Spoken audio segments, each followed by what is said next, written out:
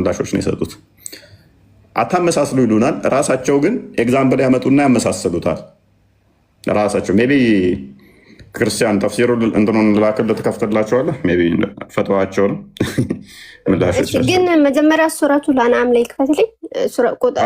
ሱራ 6 ምዕራፍ ቁጥር 103 ላይ 103 ኦኬ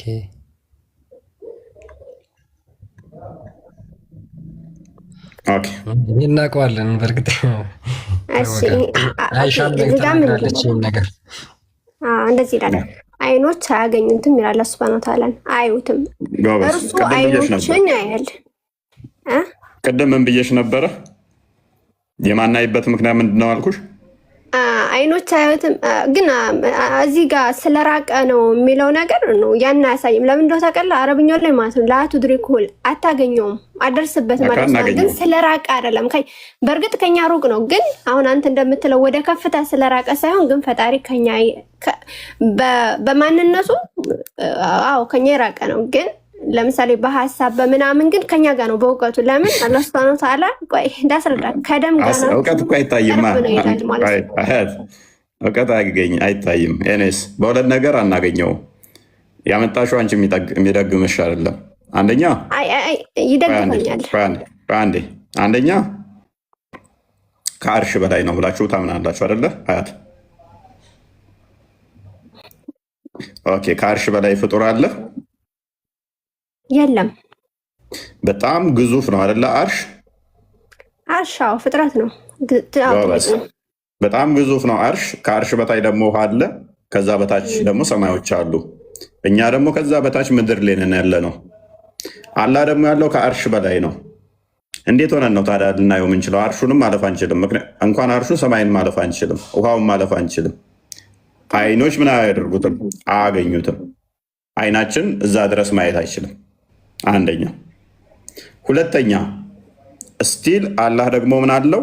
እኛን እዛ ድረስ እንደማናየው ከታወቀ አርሹን እንኳን ማየት ማንችል ከሆነ በደንብ አስተውሉ። አርሹን እንኳን በጣም ግዙፍ የተባለውን ኩርሲውንም ሆነ አርሹን ማየት ካልቻልን፣ በጣም ግዙፍ ናቸው ኩርሲውና አርሹ። ኦኬ ሁለቱንም ማየት አልቻሉ። ኩርሲው የሚባለው እንግዲህ ያለ ሀገሩን ማስቀመጫው ነች።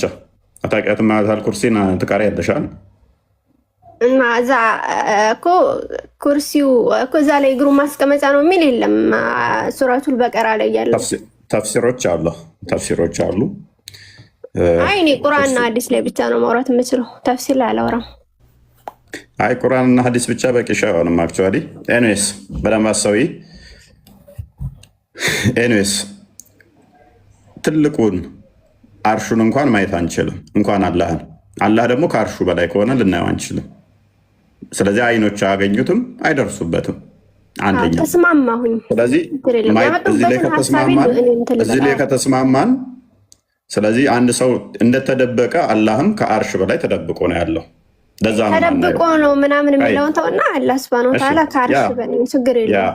ለዛ ምክንያት ማናየው ከሆነ ማናይበት ከርቀት አንጻር ይመጣዋል ማለት ነው። ስለዚህ ለምንድን ነው ሂጃብ የተሸፈነው ስንል ታዲያ ከአርሽ በላይ ያለው አርሹን እንኳን ከበታችሁ ያለን ማየት ያልቻለን እኛ እሱን ልናየው አንችልም። ምክንያቱም እሱ ደግሞ ከአርሹ በላይ ሆኖ በሂጃብ ነው የተሸፈነው። ለምን? ያ ሂጃብ ብርሃኑ እንዴ ሂጃቡን ቢያወልቅ እይታው ወይንም ፊቱ ግርማ ሞገስ እስከደረሰ ድረስ ፍጥረትን ያጠፋል ነው የሚለው። እኛማ እንኳን አላህ ጋር መድረስ ተይና ውሃው ጋርም አልደረሰን። እንኳን ውሃው ጋር ተይና ሰባተኛ ሰማይንም ማየት አልቻልንም። እፎይ ግን ያመጣሁበትን ባወራልኝ ደስ ይለኛል። ችግር የለውም። እሺ አላህ ከአርሽ በላይ ስለሆነ ማየታችንም ችግር የለውም። ግን አላህ Subhanahu Wa Ta'ala ቅድም አንተ ያመጣው ላይ አላህ ፊቱን ስለሸፈነ ከሸፈነው እንዴት እኛን ማየት ይችላል ብለሃል። ቁርአን ላይ ፊቱን አይደለም አላህ እኛንን እሱን እንዳናየው የተደረገው። ለምን? አላህ ራሱን ቢገልጥልን ስለምንጠፋ ማለት ነው። ስለዚህ ግን አላህ ያያችኋል ወይ ካልከ መልሳችን አዎ ነው። አዲሱን መልሰው እኮ እዚህ ጋር ግን ነብይሽ ዋሽቷል ማለት ነው። እናመሰግናለን። ችግር የለውም ነው ቆይ ያመጣሁበትን ላውራና ከዛ ነብይሽ ዋሽቷል ማለት ነው። ይኸውልሽ እኔ እይታው ላይ እኮ ችግር የለኝም። ነብዩ እኮ አሁንም አያይም አላሉም እኮ ላይ ቢሆን ሀያት አንቺ እኮ ችግርሽ ምን እንደሆነ ታውቂያለሽ። ቁርአኑ ላይ ያያል የሚል ስላመጣሽ ነው።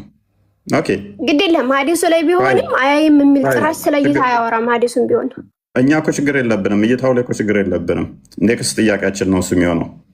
ዋናው ነገር የተሸፈነው ነው። አይኑን የተሸፈነው ፊቱን የተሸፈነው ሀያት ምንም አልተሸፈነ። እኛ እንዳናየው አላህ ሱብሃነሁ ወተዓላ በእኛና በሱ መካከል ግርዶሽ አለ። ሐዲሱን አንብቢሽ። እሺ እኔ እንግሊዝኛ ማንበብ አልችልም። አረብኛው ላይ አድርግልኝ ወይ አንብብልኝ አንተ። አረብኛው አድርግልኝ። ኦኬ እንደዚህ ይላል ካልና ሐራም ወጅሁሁ ኑር አለ። ፊቱ ብርሃን ነው አለ። ኦኬ እንደዚህ ይላል። ወጅሁሁ ኑር ያለ ሱብሃነሁ ወተዓላ ፊት ብርሃን ነው። ለው ከሸፈሁ ጭራሽ እዚህ ጋር ሂጃብ የሚለው አለ እንዴ? ቆይ ለው ከሸፈሁ ቢገልጠው ኖሮ ለሐረቀ ሱብሃተ ወጅህ የፊቱ ብርሃን አለ። ለሱብሃነሁ ወተዓላ ፊቱን ቢገልጠው ኖሮ የፊቱ ብርሃን የደረሰበትን በሙሉ ባጠፋ ነበር ይላል። ግን እዚህ ጋር እኔ ሂጃብ አላየሁም ነው። እንግሊዘኛው ላይ ነው ሂጃብ የሚላል። እንደዛ ነው የሚለው እኮ አላህ ሱብሃነሁ ወተዓላ ፊቱ ብርሃን ነው አለ። ቢገልጠው የደረሰበትን ማለትም አላህ ሱብሃነሁ ወተዓላ ፊቱን ቢገልጠው ምኑ የደረሰበት ድረስ ፍጥረታት የደረሰ ማለትም አሁን ለምሳሌ አላህ ሱብሃነሁ ወተዓላ ግን ይሄ አገላለጽ ነው። ይሄ አገላለጽ ነው እንጂ ሊተራሊ እሺ በቃ ችግር የለውም። ኦኬ አሁን ጠይቀኛ አይደለ? እዚህ ጋር አላህ ሱብሃነሁ ወተዓላ ፊቱን ቢገልጠው ፍጥረታትን በሙሉ የደረሰበትን ማለትም እንግዲህ ፊቱን አላህ ሱብሃነሁ ወተዓላ ራሱን ከገለጠ ፍጥረታትን በሙሉ ይደርሳል፣ ፍጥረታትን በሙሉ ያጠፋል ማለት ነው። የፊቱ ብርሃን ኦኬ። ስለዚህ ሂጃብ የሚል ነገር የለም። እናመሰግናለን። ኦኬ አላህ ቢገለጥ ፍጥረታትን ያጠፋል። ምንድነው ጥያቄ እዚህ ጋር? እናመሰግናለን። ዋሽተሽበታል። የሚገልጠው ነገር ሂጃቡን ነው። ያው አስምሮልሻል። ሂጃብ የምትለዋን ሂጃቡን ነው የሚገልጠው እና ያቺ ሂጃቡ ፊቱ ነው እንዴ? ሀያት ሂጃብ አይደል? ኦኬ አላየሁትም። ሂጃቡ ኑር ነው። ሂጃቡ ፊቱ ነው አይደለም። እኛን የሸፈነ ነው። እኛ ለሷነታ እንዳናየው። ለምንድን ነው ዋሽው? አያት እንዲህ አሁንም ትዋሻለሽ እንዴ? የደረሰበት አልሽኝ እኮ አያት። በጣም ዛሬ በጣም በቃ ደክመሻል። ኤኒስ የደረሰበት ድረስ ከተባለ እየተነጋርሽ ያለሽ እኮ ስላላህ ነው። ሂጃቡን ከፊቱ ላይ ቢገልጠው እይታው እስከደረሰ ድረስ ወይንም ደግሞ ግርማ ሞገሱ እስከደረሰ ድረስ ያጠፋል ከተባለ ግልጽ እኮ ነው። ምንም የሚያከራክር ነገር አይደለም። ስለዚህ እየተነገረለት ያለው አካል ወይንም አላህ አይደለም በይን፣ እኛንን በይን። እኛ ፊታችንን ተሸፍኗል። እንደዛ ነው እያልሽ ነው ያለሽው። የተሸፈነው እኛ ነን ማለት ነው እኮ። የተሸፈነው እኛ እንዳናየው ነው እኮ። ጎበዝ፣ የተሸፈነው እኛ እንዳናየው ነው አለሽ። አሁን ደግሞ እኮ በእኛና በሱ መካከል እንትን አለ። እኔ ይሄ እኮ ግልጽ ነው። ምን ይሄ የሚያስፈልግ ነገር አይደለም። ጎበዝ። ቅድም ደግሞ እኛንን የተሸፈነው እያልሽ ነበር። አሁን ደግሞ የተሸፈነው አላህ ነው ወደሚለው መጣ አይደል? ስለዚህ የተሸፈነው ነው ምንድን ነው? ሀሳቤን እየተረዳ አይደለም ወይ? በቃ ከሌላ ሰው ጋር አውራና በኋላ ቀጥላለሁ። እኔ እንደሆነ አለ። እሺ ዲኒ እንኳን ደህና መጣ። ደህና ቆያችሁኝ። ሰላም ብያለሁ። እንዴት ናችሁ? ሁሉ ሰላም ነው። ሁሉ ተማም፣ ሁሉ ሰላም። አሪፍ ርዕስ ነው ይሄ። ባይ ዘ ዌይ ጥያቄ የሚያስነሳው በዛው የሚመልሱ ሙስሊሞች ካሉ አስፋራስ ሂዝ ጌዝ ሪች ነው የሚለው የአይኑ እይታ እስከሚደርስበት ያለውን ያጠፋል ነው። እይታው ራሱ የተገደበ ነው። የሚደርስበት ቦታ አለ፣ ፓወሩም እስከዛ ድረስ ነው የሚያጠፋው ይላሉ። ስለዚህ ሁሉን አያይም ማለት እኮ። ለዛውም ፊቱ ላይ ያለው ብርሃን ተገልጦ የአይኑ እይታ እስከሚደርስበት ያለውን ያጠፋል አሉ ነብዩ። እስከየት ነው ያኑ እይታ የሚደርሰው? እስከሚደርስበት። ስለዚህ ከዛ በላይ የአይኑ እይታ ከሚደርስበት በላይ ካለ አያጠፋም ማለት ነው። ሊሚትድ የሆነ አይን ነው ያለው፣ ልክ እንደ ስሙ ማለት ነው። የሆነ ርቀት ያለው የሚሄደው እንደዛ ብሎን ያስቀመጠው ሐዲሱ። ይህንን ቢመልሱ አሪፍ ነው እና ሀያት ደግሞ አትዋሺ፣ ጥሩ ልጅ ነበርሽ። እና አሪፍ ርዕስ ነው። የአላህን አምላክ አለመሆኑን የሚያሳይ ክፍል ይሄ ነው። ሙስሊሞች ሁሉን ያያል ይላሉ። ነቢዩ ደግሞ በሀዲሱ መጥቶ የአይኑ እይታ እስከሚደርስበት ያለውን ነው የሚያጠፋው ይላል። ስለዚህ አይኑ የሚደርስበት ቦታ አለ ማለት ነው። ሁሉን አይም እና እንደዛ ነው። ቀጥሉ። ያ ምላሽ የሰጡትን ፈተዋውን አንድ አንብበው እስኪ። አሁን ይሄ ነገር ምንድን ነው? በጣም ብዙ አይነት ብርሃኖች እንዳሉ አላህ ራሱ ብርሃን ነው የሚል አለ። ብርሃን ነው ራሱ ብለው ስለሚያምኑ ያው ወደ አራት አምጥተዋቸዋል። ስለ አላህ የተነገሩ ብርሃንን ወደ አራት አምጥተዋቸዋል። ኢብን ቀይም ነው የተናገረው። ምን ይላል? ዜር ኢዝ ኤ ቴክስት ዛት ኮልድ ዘ ሎርድ ላይት፣ አላህ ራሱ ብርሃን ተብለዋል አለ። ኤንድ ዛት ሂ ሃዝ ላይት ዛት ኢዝ አትሪቢዩትድ ቱ ሂም፣ ለሱም ደግሞ በሚገባው መልኩ ብርሃን እንዳለው ተነግሯል አለ። ኤንድ ዛት ሂ ኢዝ ላይት ሂ ኢዝ ዘ ላይት ኦፍ ዘ ሄቨን ኤንድ ዘ እርዝ፣ እርሱ ደግሞ የሰማይና የምድር ብርሃን ነው ተብሏል አለ። ኤንድ ዛት ሂዝ ቬል ኢዝ ላይት፣ መጋረጃውም ደግሞ ብርሃን ነው ተብሏል አለ። ዲስ አር ፎር ታይፕ፣ እነዚህ አራት አይነት ናቸው አለ። the first light that is said about Allah is general that is a guiding light። ይሄ እንዳጠቃላይ የመጀመሪያው ላይት የተባለው አላህ ራሱ እንዳጠቃላይ ብርሃን ይባላል፣ ብርሃን ነው አለ። ሁለተኛውስ the second is attributed to him in the same manner that his life, his hearing, his sight, his might and his knowledge are attributed to him። ልክ ለሱ ለባህሪያቱ እንደ መስማት፣ ማየት፣ ችሎታ፣ እውቀት ተብለው ለሱ ባህሪያት እንደሚሰጡትም ደግሞ ሁለተኛው ብርሃንም ደግሞ ለሱ ይሰጠዋል አለ። ብርሃን አለው ደግሞ ተብሎ ልክ ባህሪው ልክ አሁን አላህ እጅ አለው እግር አለው ብለው ያምናሉ። ያ እጁና እግሩ ባህሪው ነው ብለው ያምናሉ። ልክ እንደሱም ደግሞ ብርሃን የተባለ ባህሪ ያለው ብለው ይናገራሉ። ኦኬ attributed to his contenance and sometimes to his entity or that፣ ልክ ለዛ ለአካሉ ብርሃን እንዳለው ደግሞ ይነገራል አለ። the former is the attribution of the light to his contenance such as saying I seek refuge in the light of your contenance፣ በፊት ብርሃን እጠበቃለሁ ብለን ለምሳሌ እንናገራለን አለ። and saying the light of heaven and the earth is from the light of the contenance፣ የሰማይና የምድር ብርሃን ካላህ ብርሃን የተገኙት ካላህ ብርሃን ነው፣ ባላህ ፊት ግርማ ሞገስ አማካኝነት ነው የሚልም አለ አለ። the latter is the attribution of to his entity like he saying ይልና ሱራ 3969 and the earth will shine with the light of the Lord፣ ምድር ካላህ ብርሃን የተነሳ ታበራለች የሚል አለ ይልና ሶስተኛውን ላንብብላችሁ። the third type is his light as attributed to the heaven and the earth፣ ልክ ሰማይና ምድርን አበራ ተብሎ እንደሚነገርለት ለሱም እንደዛው ይባልለታል አለ። ለማ ልክ ሰማይና ምድርን አበራ ከሱ ብርሃን የተነሳ ነው የሚያበሩት ተብለው ይነገርላቸዋል አለ። እሺ አራተኛው ብርሃን የዛሬው ርዕሳችን ማለት ነው። the fourth type is he saying his veil is light፣ ግርዶሹ ወይም ደግሞ ሂጃቡ ምንድነው?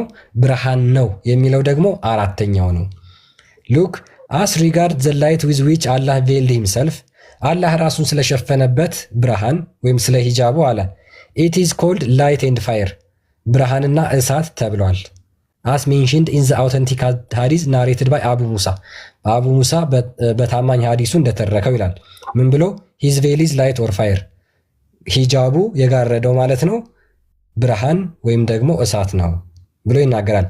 this fire is light፣ ይህ እሳት ብርሃን ነው። which is the one in which Allah spoke to Musa which is the pure fire that shine but does not burn። ልክ ይሄ አላህ ሙሳን በእሳት ሆኖ እንዳናገረበት እሳቱ ምንድነው አለ በቡሽ ውስጥ ሆኖ በእጽዋት ውስጥ ሆኖ እጽዋቱን አላቃጠለውም፣ ነገር ግን ይታይ ነበር አለ። አሁን እዚህ ጋር የሚታይ ከሆነ በአላህና በእኛ መካከል ያለው ሂጃብ ይታያል። እኛ ማየት እንችላለን፣ ግራስፕ ማድረግ እንችላለን። ያ እኛ በአይናችን ማየት የምንችለው ብርሃን አላህን ጋርዶታል። ብርሃኑን አሳልፈን ግን አላህን ማየት አንችልም። እኛ ብርሃኑን አናየውም አሁን። ስለዚህ በእኛና በአላህ መካከል ግርዶሽ የተደረገው ለምንድን ነው? አላህ እንዳያጠፋን ነው እንጂ እኛ እንዳናየው አይደለም። አላህ እንዳያጠፋን ያስቀመጠው ያንን ግርዶሽ ማለት ነው። ስለነዚህ 4 ላይቶች ተቀምጧል። ሊቃውንቶቹ አስቀምጠውታል። ለዛም ነው እንትናን ሙሐመድ በሌሊት ጉዞ ላይ አላህን አይተሃለሁ ሲባል እንዴት አየዋለሁ ብርሃን ነው ያለው። ብርሃኑ አላህን አሳልፎ ማየት ስለማያስችል ነው የሚል በኢብን አባስ ጋም የመጣ ደግሞ አይቶታል የሚል አለ። አክቹዋሊ አይሻ ደግሞ አላየውም ትላለች። እሱ በስኮላሮቻቸው ዲቤት አለበት፣ ግን ብርሃን ነው ብሎ ደግሞ ተናግሯል። እሱም ደግሞ ሌላ እንትን ይሆናል ማለት ነው። ቃልና ሀሊማ እንኳን ደህና መጣችሁ። እንኳን ደህና ቆያችሁ። እንዴት ናችሁ? አለን ይመስገነው። ሀሊማ ሰላም ነው? አለን። እንዴት ነው የምትረጂው አንቺ ይሄንን? አይ ይሄ ነገር ለእኔ ብዙም ግልጽ አልሆነልኝም፣ ግን አላህ ሁሉን ተመልካች እና ሁሉን ሰሚ እንደሆነ በቁርአን ላይ ተቀምጦልናል። ግን እዚህ ጋር ብዙም ግልጽ አልሆነልኝም እና ማብራራት ይከብዳል። ኦኬ ማየት እኮ አሁን ምንድነው የሚያጠፋው? እይታው ነው ወይንስ ግርማ ሞገሱ ነው? ምክንያቱም እይታው ወይንም ደግሞ አይኑን ለምንድን ነው እናንተ ፊቱ ላይ ነው ብላችሁ እንድታስቡ ያደረጋችሁ? እፎይ ከኔ ጋር ቀጥል። ችግሩ እሱ ነው። በነገራችን ላይ ሀሊማም አያትም አሁን የተረዳሁት ምንድነው እሱ ቁርአን ላይ ያያል የሚል አለ። ስለዚህ ተተሸፈነ ደግሞ አያይም የሚል ኢንተርፕሬቴሽን ውስጥ ገባችሁና ስለዚህ አይ እንደዚህ ነው ወደሚል ገባችሁ። አይኑን ለምንድን ነው ፊቱ ላይ ነው ያለው ብላችሁ የተረዳችሁት? እኛ አይኑ ፊቱ ላይ ነው እዛ ላይ ነው ሳይሆን፣ ግን አላህ ሱብሃነሁ ወተዓላ ግልጽ እኮ ነው። ያው ለምሳሌ አላህ ሱብሃነሁ ወተዓላና በእኛ መካከል ሂጃብ አለ ማለትም ግርዶሽ አለ የሚለውን እኔ አልክድም። አላውንም ባይኖር ኖሮ ፈጣሪን እናየው ነበረ ብዬ አምናለሁ። ኦኬ በእኛ መካከል ስትይ በዚህ በሰባተኛው በአንደኛ ሰማይና በሰባተኛ አይምን በአንደኛ ሰማይና በዚህ መካከል ነው ያለው ግርዶሹ አይደለም። በፈጣሪና በሰው መካከል ግርዶሽ አለ። በሰባተኛ ሰማይ ነው ያለው ግርዶሹ ሲል ላይቱ የቱ ጋር ነው ያለው? ማለትም ፈጣሪ ራሱን ከልሏል ማለት ነው። ያ ላይቱ የቱ ጋር ነው ያለው? ላይቱ የቱ ጋር ነው ያለው? የምን ላይት? አላህን የጋረደው ላይት። አላህን የጋረደው የት አለ? ግልጽ አይደለም የት እንዳለ ማለት በእኛና በሱ መካከል ግርዶሽ አለ ነው የሚለው። እዚህ ቦታ አለ እዚያ ቦታ ግን ጥያቄህን ግልጽ አድርግ እስኪ። እፎይ ጥያቄህን ለራሱ ግልጽ አድርግ። እዚህ ላይ አይልም እኮ ጥያቄህን ግልጽ አድርግ። አዲሱ ላይ ቁምና ጥያቄህን ግልጽ አድርግልኝ። የጋረደ ላይት መታየት ይችላል ወይስ አይችልም? ሀያት አይችልም። አይችልም? ይችላል? አይችልም። የት ነው ያለው? ሺያ ላይት አሁን ጥያቄ የት ነው ያለው? ምንድን ነው እዛ ላይ ነው ጥያቄ። አሁን ለምሳሌ ሀዲሱ ቆይ እዛው ሀዲሱ ላይ ቁምና ጠይቀኝ ማለት የሆነ ሀዲሱን ለቀን የምናወራ ከሆነ ሌላ ማለት የሆነ ሀዲሱን እኮ ዲስቶርት አደረግሽው። ፊቱን የሸፈነው ሀዲስ እያለ በእኛ መካከል ትያለሽ። እኛ መካከል ያለው አንደኛ ሰማይና እኛንን ያለ ነው። አላህ ራሱን ሸፍኗል፣ ችግር የለውም። እኛ እንዳናየው ሸፍኗል። ኦኬ ብናየው ኖሮ ለምን ስለምንጠፋ ፍጥረቱ እንዳይጠፋ። ሀያት አላህ ከሰባቱ ሰማይ ከአርሹ በላይ ካለ እኛ እንዳናየው በመካከል ብርሃን የሚያደርገው አብድ ነው። ይቅርታ አድርግልኝ። ምክንያቱም ያለው ራሱን ከገለጠ ማለት ነው ማየት እንችላለን ማለት አላህ የሚወሰን ስላልሆነ ራሱን ገለጠ እንበል እስቲ። ሀያት ራሱን ገለጠ አርሽ ላይ ሆኖ እንዴት ነው የምናየው? አርሹን እያየሽ ለምን ፈጣሪ እንደ ፍጥር አሁን አንተ ፈጣሪን እንደ ራስ አርሹን እያየሽ ነው? አርሹን እያየሽ ነው አይደለም? አንተ ፈጣሪን እንደ ፍጡር እያሰብክ ነው። ለምን አርሹን እያየሽ ነው ወይ? አርሽ ፍጡር ፍጡር አድርጌ ያሰብኩት። ቆይ አርሹ በጣም ግዙፍ ነው። አርሹ ፍጡር ነው አይደለ? አርሹን ማየት ያልቻልኩ አካል፣ ውሃውንም ማየት ያልቻልኩ አካል፣ ከአርሹ በታች ውሃው አለ፣ ከዛ መላኢኮቹ አሉ የተሸከሙት አርሹን አላየሁም። አላህ ደግሞ ከአርሹ በላይ ነው። ፍጡር የሆኑትንስ መቻየውና ነው። እንዴት ነው እንደ ፍጡር አታድርገው ይታያል ተተገለጠ የምትይኝ? አያ አሁን እፎይ ችግር እሱ ነው። ለምን እንደው ታውቃለህ? አርሽም ፍጡር ነው፣ ሰባቱ ሰማይን ፍጡር ነው፣ መላእክትም ፍጡር ናቸው። ስለዚህ አንተ ፈጣሪ ውስን እያረገው ነው። ፈጣሪ ራሱን ከገለጠ አሁን ለምሳሌ ይሄው ሀዲሱ እኮ እየተናገረ ነው። ራሱን ቢገልጥላችሁ አላህ ሱብሃነሁ ወተዓላ ሂጃቡን ቢገልጥ ሂጃቡን ከገለጠ ማለት ፊቱን እናየዋለን ማለት ራሱን ማንነቱን እናየዋለን። ፊቱን ብቻ ሳይሆን ራሱ የአላህ ማንነት እናየዋለን አይደለም የሚለው ሀያት ኦኬ ለፍጥረታት ቢገልጥ በቃ እናየዋለን አይደለም የሚለው ላስተካክልና ላውራ ያጠፋል ነው የሚለው። ማጥፋትና ማየት ይለያያሉ። ኦኬ አስተካክዬ ላውራ ማለት ነው። ፈጣሪ ራሱን ቢገልጥ ፍጥረቱን በሙሉ ያጠፋል ማለት ነው። የምን የፊቱ ግርማ አይልም እንዴ? ያው ፊቱን ቢገልጥ ራሱ የፊቱ ግርማ እሺ እንደማይልን ነው። እሺ አይልም። ሂጃቡን ከፊቱ ላይ ቢያነሳ ነው። ሂጃቡን ከፊቱ ላይ ቢያነሳ ሳይሆን አላህ ሱብሃነሁ ወተዓላ ሂጃቡ ምንድነው? ኑር ነው አይደለ? ስለዚህ ያኔ እንመለስ። እሺ ፊቱ ላይ ያለው ኑር ፊቱ ላይ ያለው ኑር ሐዲሱ ላይ አድርገው። ፊቱ ላይ ያለው ኑር ፊቱ ነው። ፊቱ ላይ ያለው ግርማው ነው። ያላህ መጋረጃ ነው። ፊቱ ላይ ያለው ኑር አንዱ ምረጭ። ፊቱ ላይ ያለው ኑር ሂጃቡ ነው። ፊቱ ላይ ሂጃብ የለም። ምንድነው? መጋረጃ። እንዴት ነው? ምን? እሺ ፊቱ ራሱ ኑር ነው አይደለ? አዎ ፊቱ ኑር ነው። ሂጃቡስ? ሂጃቡም ኑር ነው። ኦኬ ሁለቱም ብርሃን ናቸው አይደለ? ሁለቱም ያሉ ዛት አላቸው አይደለ?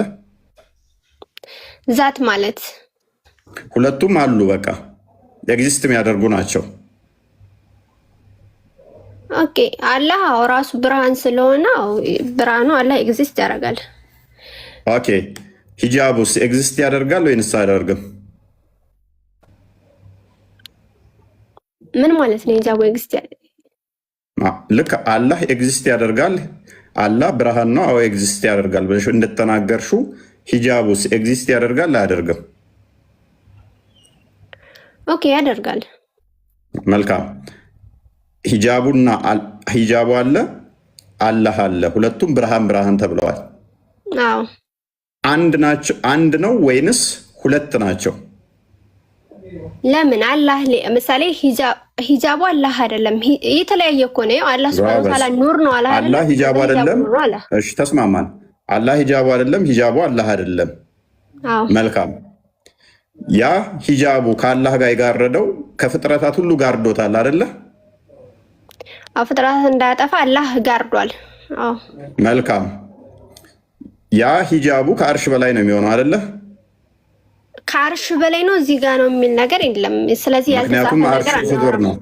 ምክንያቱም አርሽ ፍጡር ነው። አርሽን መጋረድ አለበት አይደለ? አርሽ ፍጥረታት ማለት ሁሉም ፍጥረት ከአላህ አላህ ጋርዷል። ለምን ሁሉንም ፍጥረት ጋርዷል እንዳይጠፉ ማለት ነው። አሁን እኛ አላህ ፊት ላይ ያለውን እንትን እያወራን ስለሆነ ኖ ፊት ላይ አለ አይደለም። ቆይ ምኑን የተሸፈነው? ስለ ባቱ የተሸፈነው ሂጃብ እንዳለ እናውቃለን። እያወራን ያለ ነው ስለ ባቱ ሂጃብ አይደለም። ተው ችግር የለውም። አይ ለምን አልሽ? አሁን ለምሳሌ ቆይ ያ ማለት ባቱን ገልጦ ሲያሳያችኋል እንትን የምትሉት ባቱን ገልጦ ያሳያል። የት ላይ ነው እንደዛ ባቱን ገልጦላችሁ የምሰግዱለት የሚለው? ኦኬ እሱን አታውቂውም ነው ወን ብለሽ ጊዜ ለመግደል አይደለም። ባት በሚገለጽበት ቀን የሚለው ከሆነ ግልጽ አይደለም የማባት እንደሆነ ማለት የአረብኛ ቋንቋ ላይ ባት የሚለው ሳቅ የሚለው ነገር በብዙ ነገር ስለሚመጣ በደንብ ግልጽ ነው። ላሳይሻ አንድ አዲሱን ትከፍልልናለህ ክርስቲያን። ሁሉም ግልጽ አለ እንትን እዚሁ ላይ ብቻ እናውራ። በጣም ዛሬ ምክንያቱም ሙስሊሞች ሌላ ጌታ አላቸው፣ ሌላ አምላክ አላቸው የሚሰግዱለት ማለት ነው። እናመሰግናለን። አናቅህም አናመልክም ካላችሁት ወዲያ ባቱ እንትን ቢላችሁ ሌላ አምላክ ካላችሁ እናያለን። ምክንያቱም አላህ ላይ ነው የተሸፈነው። ሽፋኑ ያለው አላህ ላይ ነው። ወደ እንትን አታምጡት። ቆይ ኧረ ሌላ ሐዲስ እናሳያታለን። ቂያማ ቀን ስትገቡ ከባቱ ቀጥሎ ደግሞ ገነት ከገባችሁ በኋላ ምን እንደምታዩ እናያለን። ጌታችንን ከማየት በላይ የተወደደ ነገር የለም ትላላችሁ። ያን ጊዜ የምታዩት እንዴት? በገነት ውስጥ ራሱ ደግሞ የሚገልጠው እሱን ነው። ትክክል። ቴንኪው እሱን ላመጣላት ነበር ኔክስት። መጀመሪያን ቀደምከኝ አንተ። ኦኬ እሺ፣ የመጀመሪያ በአቱ የሚገልጠው ትነግሪናለሽ። አሁን አላህን የሸፈነው ብርሃን ነው ብለሽ ማታምኝ ከሆነ አላህ የተሸፈነው በብርሃን ነው ብለሽ ማታምኝ ከሆነ እዚህ ጋር የገለጠው ምንድን ነው? እና አንብበው። በቂያማ ቀን ሌት ኤቭሪ ኔሽን ፎሎ ዋት ዘ ዩዝድ ቱ ወርሺፕ፣ ሁሉም ሰዎች የሚያመልኩትን ይከተሉ ይባላሉ ይላል። ኤንድ ናው ዊ አር ዌቲንግ ፎር አወር ሎርድ፣ ሙስሊሞች ደግሞ ጌታችንን እንጠብቅ ይባባላሉ። ዘን ዘ አልማይቲ ዊል ካም ቱ ዘም ኢን ዘ ሼፕ አዘር ዛን ዘ ዋን ዊች ዘይ ሶ ፈርስት ታይም፣ ከዛ በኋላ አላህ ማለት ነው ሙስሊሞች መጀመሪያ ባዩት ቅርጽ በተለየ ሆኖ ይመጣላቸዋል ይላል። ኤንድ ሂ ዊል ሴይ አይ አም ዩር ሎርድ፣ እኔ ጌታችሁ ነኝ ይላቸዋል። ኤንድ ዘይ ዊል ሴይ ዩ አር ኖት አወር ሎርድ፣ አይ አንተ ጌታችን አይደለም ይሉታል። ኤንድ ነን ዊል ስፒክ ቱ ሂም በት ዘ ፕሮፌት ኤንድ ደን ኢት ዊል ቢ ሴይድ ቱ ዘም፣ ነቢያቶች ብቻ ያናግሩታል፣ ሌሎች አያናግሩትም፣ ነቢያቶች ብቻ ያናግሩታል ይላል። ከዛ በኋላ ምን ይባላሉ? ዱ ዩ ኖ ኤኒ ሳይን ባይ ዊች ዩ ካን ሪኮግናይዝ ሂም፣ አላህን የምትለዩበት አንዳች ምልክት ይኖር ይሆን ተብለው ይጠየቃሉ። ዘይ ዊል ሴይ ደ ሺን፣ ባቱን ነው የምናውቀው ይላሉ። ኤንድ ሶ አላህ ዊል ዘን አንከቨር ሂዝ ሺን፣ አላህ ምን ይላል? ባቱን ይገልጣል። ዌራፖን ኤቭሪ ቢሊቨር ዊል ፕሮስትሬት ቢፎር ሂም ኤንድ ዜር ዊል ሪሜይን ዞስ ሁ ዩዝድ ቱ ፕሮስትሬት ቢፎር ሂም ጀስት፣ ከዛ በኋላ ሁሉም አማኞች ይሰግዱለታል ይላል። ስለዚህ የምትሰግዱለት ራሱ ባቱን ገልጦ ካሳያችሁ በኋላ ነው ማለት ነው። እንግዲህ ሜይ ቢ አላህ እጅ እግር አለው ብለሽ የምታምኝ ከሆነ ብዙ የሙስሊም ሼኮች የተናገሩት አለ። እሱንም ቪዲዮ የምትፈልጊ ከሆነ እናስደምጥሽ። የማንባት እንደሆነ ግልጽ አይደለም። ምን እንደው ታውቃለህ፣ እኔ ይሄ በሌላ መልኩ ነው የምረዳው እና ግን ቅድም ላይ እንመለስ ፕሊስ። ኦኬ፣ ወደ ሀባሽ ገባሽ ማለት ነው። ቴንክ ዩ።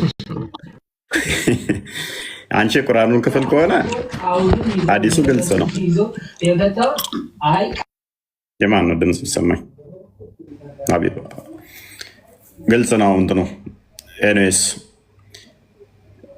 ልጅ ሙባ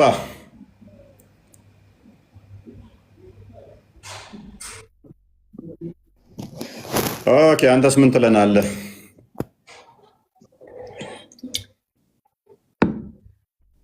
ጥያቄ አለኝ ብዬ እኮ ነው እንትን ሲንጨርስ ማለት ትጠይቀኛለህ ብላኝ ነው ዝም ያልኩት። እሺ ትቀጥላለህ። ክርስቲያን ቀጥል፣ አንተ እንትኗን ቀጥል። ገነት ውስጥ ያለችውን ፓርት አሳያት። ያ ኦኬ። እንግዲህ ጀነት የት እንዳለ መቼም መልስልኛ የኔው ትቀጥላለህ። ያው ጀነት ያለው የት እንደሆነ መቼም ታውቂያለሽ አይደል? ሀያት መቼም በዚህ ከሰባቱ ሰማያት በላይ ነው ብላችሁ ነው የምታምኑት አይደል? ስለዚህ አላህ ገነት ውስጥ ከገቡ በኋላ ሙስሊሞችን እንደዚህ ይላቸዋል። ኦኬ ሌላም የምሰጣችሁ ወይም ደግሞ እንዳደርግላችሁ የምትፈልጉት ነገር አለን ብሎ ይጠይቃቸዋል አላህ በገነት ማለት ነው። ጀነት ላይ አይ አንተ ከገነት አወጥተህ ከሲኦል አወጥተህ ወደ ገነት አስገብተህን የለምን ይሉታል። ከዛ በኋላ ምንድነው አዲስ ነገር ያሳያቸዋል። እሱ ምንድነው the veil will then be removed፣ ከዛ በኋላ ሂጃቡ ይገለጣል። they will look at God's face፣ ከዛ በኋላ ያለህን ፊት ያዩታል። ልክ ቬሉን ሲገልጥ ፊቱ መመልከት ይጀምራሉ። አሁን ቃልን እያየዋት እንዳለው ነኩት ማለት ነው። ቃልን ልክ አሁን ሂጃቧን ገለጥ ስታደርግ በደንብ አያታለሁ። አክቹዋሊ ሀያትም ለካ ፀጉሯ አይታየኝም፣ ተሸፍኗል። አይታይም፣ ወደኋላ ነው የዞረው። አላህ ሱብሃነሁ ወተዓላ አሁን ከኛ እንትን ያለ ነው ማለትም እኛ ማየት አንችልም። እሱን ገነት ውስጥ ያወራቸዋል፣ ገነት ውስጥ ያወራቸዋል አይደለም? አዎ አላህ ሱብሃነሁ ወተዓላ ራሱን ግን ሂጃቡን ይገልጻል ሲባል አሁን አንተ እፎይ እያሰብኩ የሆነ ቤታችሁ መጋረጃ አለ፣ ያንን ገፋፋ አድርጎ ከዛ እንደዛ ነው የመሰለህ። ችግር የለውም። እሱን የሸፈነው ግን እሱን የሸፈነው ብርሃን የሆነ ሂጃብ አለው። ብርሃን አለ ግን በእኛና በሰል ግን አንተ እንደምትለው ጨርቆ የሆነ ነገር አለ። ቆይ ሲያወራቸው የነበረው አላህ ነው አይደለም? አረ ሌላ፣ ይሄ ደግሞ ሌላ ርዕስ ነው። እኔ በጣም ደክሞኛል። ይሄን ደግሞ ርዕሱን ለነገ አድርገው እንዴ። ምንም ሌላ አይደለም፣ ራሱ ላይ እኮ ነው እያወራን ያለ ነው። ኖ ሌላ ርዕስ ነው። እሺ መጨረሻ ጥያቄ መጠየቅ እችላለሁ? እንደማይሆንልሽ ገብቶሻል? እንደማይሆን ገብቶሻል ማለት ኖ ማለት ይሄ ደግሞ ይሄን ያልደክም የሌላ ርዕስ ደግሞ ነው። ስለ ሂጃብ እኮ ነው እያወራን ያለነው። ፊቱ ላይ የተራደው ሂጃብ እንትን ማሳያት የሚጎተት መሆኑን ከፈለገች ደግሞ የሚያዝ ብርሃን ሳይሆን ጨርቅ መሆኑን እናሳይሽ ማለት ካስፈለገ የሚጎተት ነው። ሂጃቡ ደግሞ ባይዘው የሚጎተት ማለት ይጎተታል። ብርሃን አይጎተትም መቼም የሚጎተት ነው አይደለ? የሚጎተት ነገር ታውቂያለሽ፣ አካል ያለው ፊዚካል የሚያዝ ነገር ነው ማለት ነው። ብርሃኑ የሚጎተት ነው ይላል እሺ። ሂጃቡ እኮ ሂጃቡ የሚጎተት ነው ይላል። ኦኬ የታለ? እሺ አሳይ። ማት ሐዲሱን ላይ ዝም ብዬ አሁን ጥያቄ መጠየቅ ከቻልኩ ላይ ያለ በዛውም ሐዲሱን ታስታውሰዋለህ ወይ? 47:22 ላይ ያለው ያለው ሐሰን ተነስታ ልብሱን ትጎትታለች። የእንትና የማዕፀን ጎትታውን ነው ያ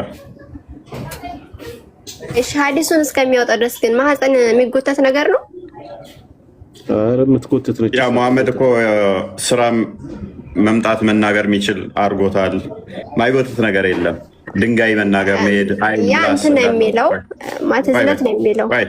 አይ እዝነት አንቺ ብለሽ ነው የተተረጎምሽው። ስራሽ ራሱ ጆሮሽ መናገር ይችላል። አፍሽ፣ እያንዳንድ ብልታችን ራሱ እንደዛ አድርጎ መናገር መምጣት እንደሚችል ስለተናገረ መሐመድ ብዙ ማተር አያደርግም።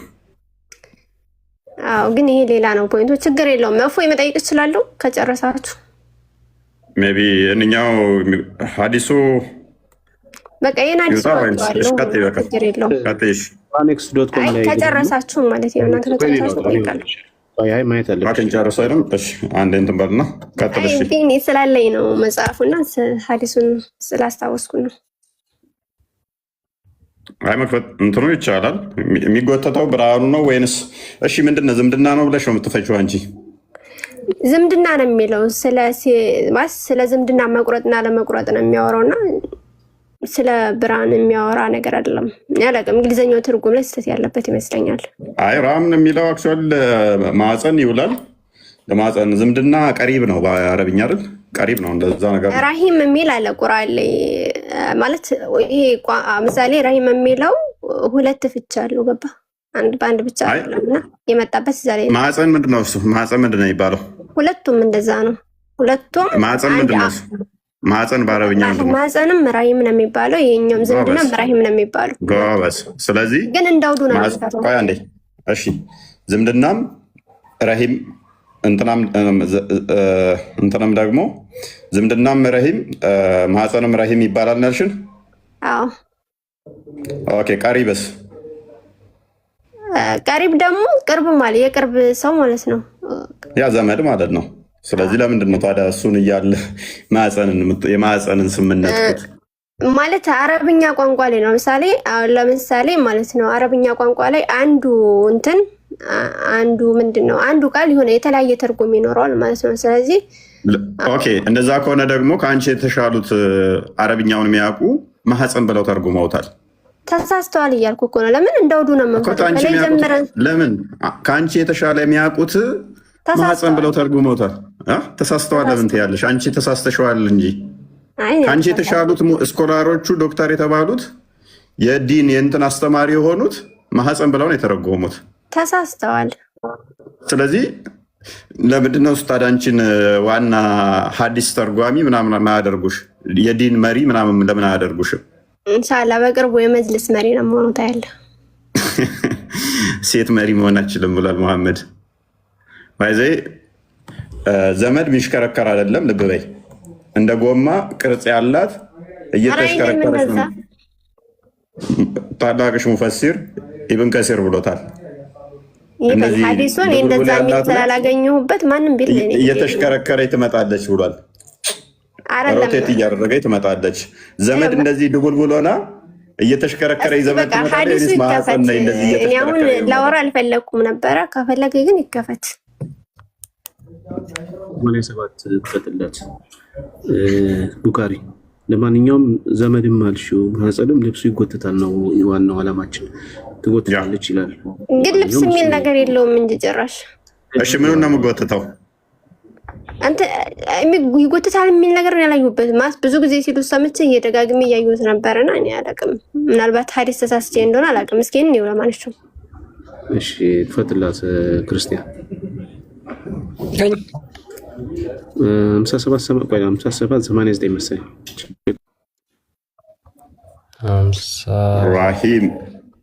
ራሂም ማህፀን በሚል ይመጣል። 5987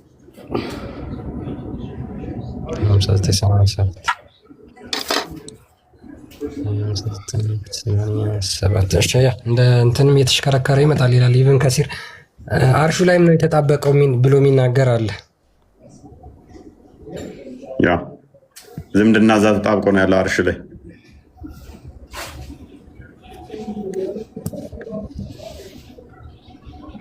ኦኬ እሺ አቡ ሁሬራ እንደተረከው ነብዩ እንደዚህ ያለ ላይ አርግልኝና እንዳሉ እንግሊዘኛው ስለሰላለበት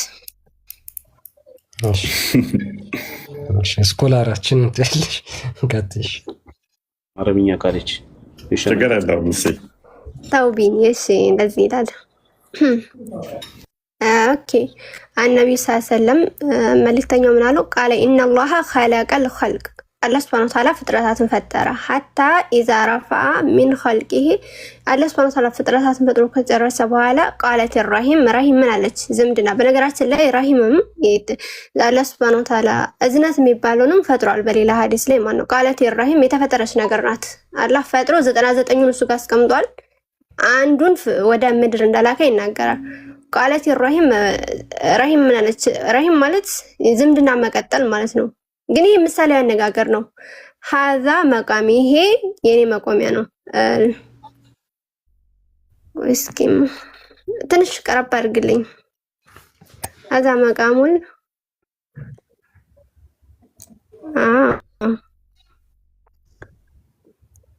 ኦኬ ከዛ ወረድ ብዬ ላንብብልን፣ ትንሽ ይከብዳል። ከዛ ምን አላት? ቃልና ማተሩضይና መወጅ ይሁንልሽ አላት። አየሲ ለኪ ማለት የሚቀጥልሽ አላት። አላህ ሱብሃነሁ ወተዓላ ማን ነው ምንድነው? ዋሲል እቀጥለዋለሁ አላት። አረብኛው ከበደኝ። የሚቆርጥሽን ደግሞ ቆርጠዋለሁ አላት አላህ ሱብሃነሁ ወተዓላ ማለት ነው። እዚህ ጋር ነው ማለት ዝምድና የሚቀጥልሽን በሰው መሀል ያለን ትስስር፣ በቤተሰብ ያለን መካከል ትስስር እሷ ናት መጀመሪያ የተናገረችው ማለት ነው። የሚቆርጠኝን ቁረጥ፣ የሚቀጥለኝን ቀጥል ማለትም ዝምድና ነው። ሰዎች ቤተሰቡን የሚተውን ሰው ተወው፣ ከዘመድ ጋር ከቤተሰብ ጋር የሚቆራረጥን ሰው አንተም ተወው ነው። ኦኬ ከአላህ ጋር የተነጋገረችው። ከዛስ የሚቀጥለውን ደግሞ ከቤተሰብ ጋር የሚስማማውን ደግሞ አላህ ሱብሃነሁ ወተዓላ አንተ ደግሞ ተስማማው ማለትም አንተ ውደደው ነው። ከዛ አላህ ሱብሃነሁ ወተዓላ ይሁንልሽ አላት። ከዚህ የዘለለ ነገር የሚያወራው ነገር የለም። የሆነ የሚጎትተው ነገር አለ የሚል ነገር የለም። ያ የሚጎትታት እንዳለ ይሄንን ታላቅ ሙፈሲር ኢብን ከሲር ምን ብሎ አስቀምጧታል? አንዴ ክፈትላት። ሱራ 40 ቁጥር 20 ላይ ኖ አልፈልግም። ሐዲስ ላይ ብቻ ማውራት ፈልግ። ያ ሐዲስ ጠቅሶ ነው ያስቀመጠው እሱ እኮ እኔ ተፍሲር እንትላለም ሐዲስ ጠቅሶ ነው ያስቀመጠው። ግሬድ ነው የሚታየው። ተፍሲር የሚባለው ነገር ሐዲስ የሚባለው ተመሳሳይ ነው። ሁለቱም ወሬ ናቸው። ሁለቱም ከከሌ ሰማን እኮ ለፎይ ቋረለም አንድ ልንገርህ ሐሳብ አዳም ጂ ግሬዳቸው የሚታየው ከዛ በኋላ ሁለቱም ወሬ ናቸው። ልዩነት የላቸውም። በደንብ አስተውይ። ሐዲስም ቁርአንም ተፍሲርም ሶስቱም ወሬ ናቸው። ከከሌ ሰማ ከከሌ ሰማ ዛሲት አንብቦ ያ ኦኬ ቬሪሊ ዘ ወምብ ኢዝ አታችድ ቱ ዘ ትሮን ማዕፀን ከአርሹ ጋር ነው የተጣበቀችው። ኤንድ ኮኔክቲንግ ኢትስ ታይ ዳዝ ተበል ዝምድና ብለህ ተርጉም። ማዕፀን ነው የሚለው። እሺ አረብኛ ኢብኑ ከሲር አረብኛው አለ። አራይም በቃ እሺ አንቺ ለሁለቱም እንደሚሆን እኮ ተስማማል ቃሉ አይደለ? ስለዚህ እዚህ ጋር ግን የመጣው ቆይ በዝምድና ቆይ ማህፀን ሌላ ትርጉም አለው በአረብኛ? ትርጉም ማለት ሌላ እስቲ በአረብኛ ምን ይባላል? ማህፀን በአረብኛ ምን ሌላ ስም ማለት ነው። ሌላ ስም አዎ ሌላ ስም ብዙ ስም አለው። ለምሳሌ ኧረ በእናትህ እኔ ረስቼዋለሁ፣ ግን አለው የምር እንዳለ አውቃለሁ፣ ግን ረስቼዋለሁ። ብዙ አለው ብለሽ ረስቼዋለሁ። እኔ ለምሳሌ ለዝምድና ሰጠሁሽ። እኔ ቆይ በቃ እሺ፣ ከቁርአን ስል እንደዚህ ከዝምድና ኖ ለዝምድና ነው የሰጠሁሽ። ለማህፀን ነው ያልኩሽ እኮ። ግን እፎይ ማለት ነው እያወቅህ መከራከሩ ግን ጥሩ ነው ማለት ነው ይሰራል። ችግር የለውም። እሺ አንዴ እንትና ስላመጣው ነው ቢኒ ሄድበት አንዴ ክርስቲያን በቃ እሺ እንትን እያል ዝምድና እያልክ ተርጉም። የምር እሺ ምን ዝምድናማ አንልም። ለሁለቱም ይተረጎማል። ማህፀን እንደሆነ ክፍሉ ያሳያል። ከሆነ ችግር የለውም። በቃ ቃልሱና ነው ጥያቄ ይጠይቅ። ቆይ ዝምድናም ብንለው ችግር የለውም። ነገር ግን ዝምድና የሚለው በማህፀን ነው የሚቀጥለው። ዝምድና ወንድማችን እህታችን ሀያት ኖ ማህፀን ነገር የለም። ቆይ ዝምድና የሚያስቀጥለው ማህፀን ነው። እንዳትረሽ እንዳትዘነጊ። ስለማስቀጠል ስለሚያወራ ማስቀጠያው መንገድ ማህፀን ነች። አይልም እንደዛ ችግር የለም። ስለማስቀጠል አይደል የሚያወራው። ዝምድና የሚቀጥለው በማህፀን ነው አይደለም? እህታችን ሀያት አይደለም።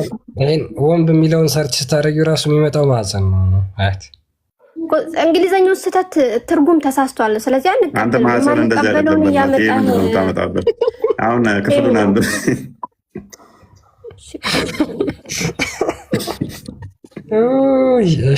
እንቀጥል ወይ ሀያትን ቀጥል። እሺ ቬሪ ወንብ ኢዝ አታችድ ቱ ዘ ትሮን። እሺ ያ ነገር የተጣበቀው ከአርሹ ጋር ነው። ኤንድ ኮኔክቲንግ ኢትስ ታይስ ዳዝ ናት ሚን ዲሊንግ ኢቨንሊ ዊዝ ዘ ኪንግስ ፎልክ በት ኢት ራዘር ሚን ዘ ዋን። በቃ ሀዲሱ ላይ ያለውን ያስቀምጠውና ዘ ወምብ ዊል ቢ ፕሌስድ ኦን ዘ ዴይ ኦፍ ሪዘረክሽን ከርቭድ ላይክ ኤ ስፓይኒንግ ዌል። ምንድነው ማህፀን በቂያማ ቀን ልክ እንደሚሽከረከር ጎማ ሆና ትቀመጣለች። ስፒኪንግ ዊዝ አን ኤሎኩዌንት ፍሉዌንት ታንግ በጣም በቃ ፍሉዌንት ተናጋሪ ሆና። ክርስቲያን አረብኛው ላርግልኝ፣ ችግር የለውም። የብኑ ከሲና አረብኛው ላርግልኝ። ያው አረብኛው ከላይ አይደለሽ እያነበብሽ አንቺም ቀጥይ። ኦኬ ራሂም የውመል ቂያማ ራሂም ዝምድና የውመል ቂያማ አረበኝ። ለማንኛውም ስለ ዝምድና ነው የሚያወራው። አንተ እንደምትለው ስለ ማህፀን አያወራም። ዝምድና እንደዚህ ቅርጽ ያላት እንደዚህ እየተሽከረከረች እንደምትል ግን ሀዲሱ ላይ ማውራት ብቻ ትችላለህ። ግዴታ መሄድ የለብንም። ልጨርሰውና አፍተር አላህ ኮምፕሊትድ ክሪኤቲንግ ዘ ክሬሽን ቅድም ያነበብሽው ሀዲስ ማለት ነው። የባህሪ ነው ቀጥታ ኮት ያደረገው። አላህ ፍጥረታትን ፈጥሮ ከጨረሰ በኋላ ዘ ወምብ ስቱድ አፕ ኤንድ ፑልድ አት ዘ ሎወር ጋርመንት ኦፍ ዘ ሞስት ሜርሲፉል።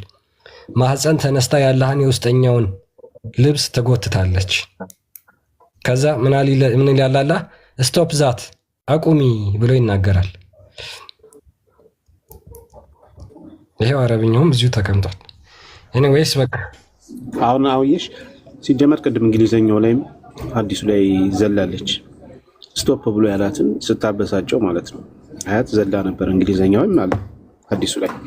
እዚህ ላይ ደግሞ እንደምትጎትት ይናገራል። ስለዚህ ሎወር ጋርመንት የሚለው የታችኛው የልብሱ ክፍል ወይም ደግሞ የቀሚሱ የታችኛው ክፍልም ሊሆን ይችላል። ይጎተታል ይልሻል። አላህ ልብስ አለው የሚል ነገር የለም። ለምሳሌ ተፍሲር እኔ አጠናበታለሁ። ዝም ብዬ እንትን ጀጅ ከማድረግ አጥንቼ እናበታለሁ። ይሻልሻል ደሱ የሚጎተት ልብስ አለው ብቻ ማንኛውም ዘሮል አላህ ማለት ቁርአንና ሐዲስ ላይ አላህ ሱብሃነሁ ወተዓላ ልብስ አለው የሚል ስለሌለ ሌላ ሰው ልብስ አለው ቢል ተቀባይነት የለውም። እሺ ጨርሳችኋል? ሐዲሱም እኮ ይላል እኮ እንትና ሀያት ጎተተችው እኮ ይላል እኮ ሐዲሱ። ኧረ የለም ሐዲሱ እንዴ ክፈተው ክርስቲያን ምን ሆነች ነው ሀያት? ያላየሁም እንደዛ የሚል ኖ ክፈተው ሐዲሱ። ስንት ነበር የከፈትከው?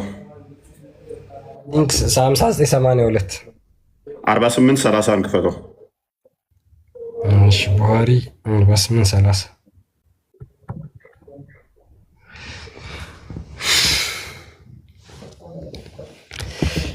እሺ ሄር ዊ ጎ። እሺ ላንብብልሽ። ኦኬ the prophet said ነቢዩ እንደዚህ አለ፣ አላህ created his creation and when he had finished it አላህ ፍጥረታትን ፈጥሮ ከጨረሰ በኋላ ይላል the womb got up and caught hold of Allah whereupon Allah said ከዛ ማህፀን ተነስታ እንደውም እዚህ ጋር የሚለው ደግሞ አላህን ያዘችው ነው የሚለው እንግሊዝኛው ትራንስሌሽን ላይ ማለት ነው። ምን ያዘችው? ማህፀን ተነስታ አላህን ያዘችው። እንግሊዝኛው ሳይሆን አረበኛውም እንደዛ ነው። ቀጥል። ኦኬ አላህን ያዘችው ይላል። ዋት ኢዝ ዘ ማተር ምንድን ነው ችግሩ ይላል አላህ። ኦን ዛት ኢት ሴድ አይ ሲክ ሪፊውጅ ዊዝ ዩ ፍሮም ሁ ሴቨር ዘ ታይ ኦፍ ዘ ኪድ ኤንድ ዘ ኪድ። ከዛ በኋላ እነዚህ ዝምድናን ከሚያቋርጡ በአንተ እጠለላለሁ፣ በአንተ እከለላለሁ አለችው። ያቺ ማህፀን እያወራች ነው ማለት ነው። ማህፀኗ ስለ ዝምድና እያወራች ነው። በቃ ባጭሩ አላህን ይዛ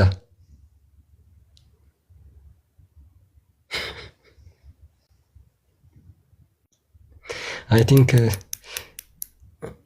ሚዩት ነው። አረብኛውንም አድርግላት። አረብኛውም እንደዛ ነው የሚለው። ኦኬሽ ያ ሜቢ የቀደም እኔ የተናገርኩት ከኢብኑ ከሲር አንጻር ነው። ኢብኑ ከሲር የአላህን ጋርመንት ይላል፣ ሀዲሱ ደግሞ አላህን ነው የሚለው። እሺ አረብኛውን መተርጎም ትችላለህ አንተ? አላመንክም እና እንደዛ የሚል ነገር የለም መሰለህ። ወደ አማርኛ መተርጎም ትችላለህ? ተርጉም፣ አረብኛውን ተርጉምላት ወደ አማርኛ። እስኪ ከዚህ እንጀምርና እስከዚህ ኮፒ ጀመናይ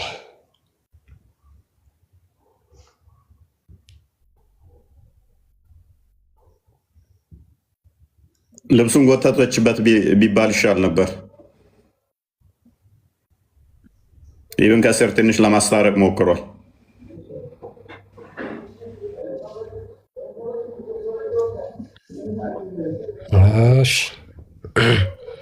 ኦኬ እስኪ ከተረጉመው እንየው ምን ይላል።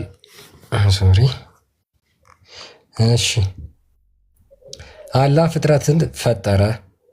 በፈጠረን ጊዜ ዝምድና ወይም ደግሞ ረሂም ነው የሚለው ቆመችና የአላህን ራህማን ወገብ ያዘች። አላህም ምንድን ነው ጉዳይሽ አላት። ወይ በቅንፍ የተጨማመረው ተይብሽ። ግን በነገራችን ላይ እንትን ነው ምሳሌ አነጋገር ነው። ወገብ ምናምን ያዩት ነበረ። ምሳሌ አነጋገር ነው።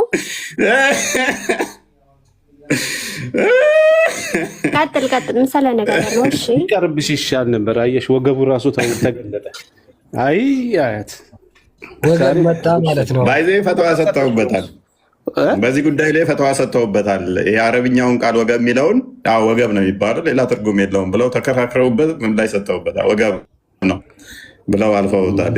ሲሆነ ሰዓት ላይ የዛሬ 8 ወር ምናምን 9 ወር አካባቢ ነው አይ ቲንክ አንዴ ገብቼበታል ይመስለኛል። ዝምድና የሚባል ነገር የሚያዝ የሚጨበጥ አይደለም። ስለዚህ እንትን ነው ምሳሌ ያነጋገር ነው። ስለዚህ ምሳሌ ያነጋገር ነው ብለን የምንቀበለው ለዛ ነው። ዝምድና የሚለውን አትጠቀሙት ምንላችሁ ለዛ ነው።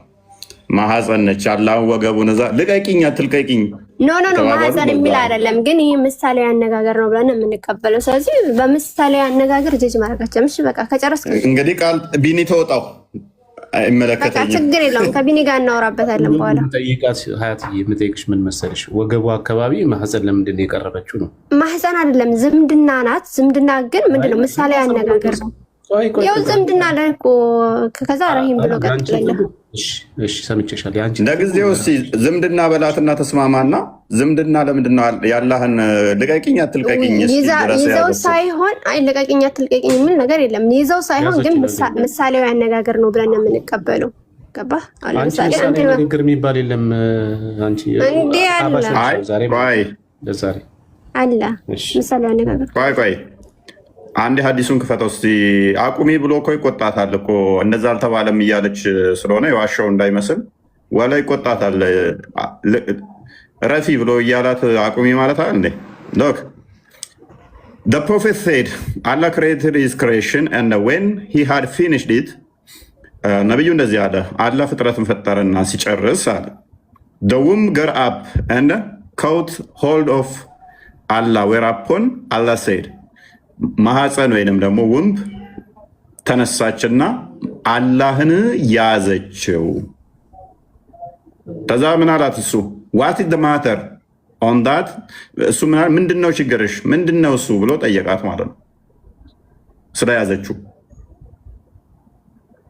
ስለያዘችው እንደዛ ብሎ ጠየቃት። ሌላኛው ሐዲስ ላይ ደግሞ ስቶፕ ብሎ ይላታል ማለት ነው። አቁሚ ይላታል። ኢብን ከሲርም እንደዛው ነው የሚለው ረፊ አቁሚ ይላታል ብሎ ይናገራል ማለት ነው። አረብኛውም ላይ አቁሚ መሰለኝ የሚላት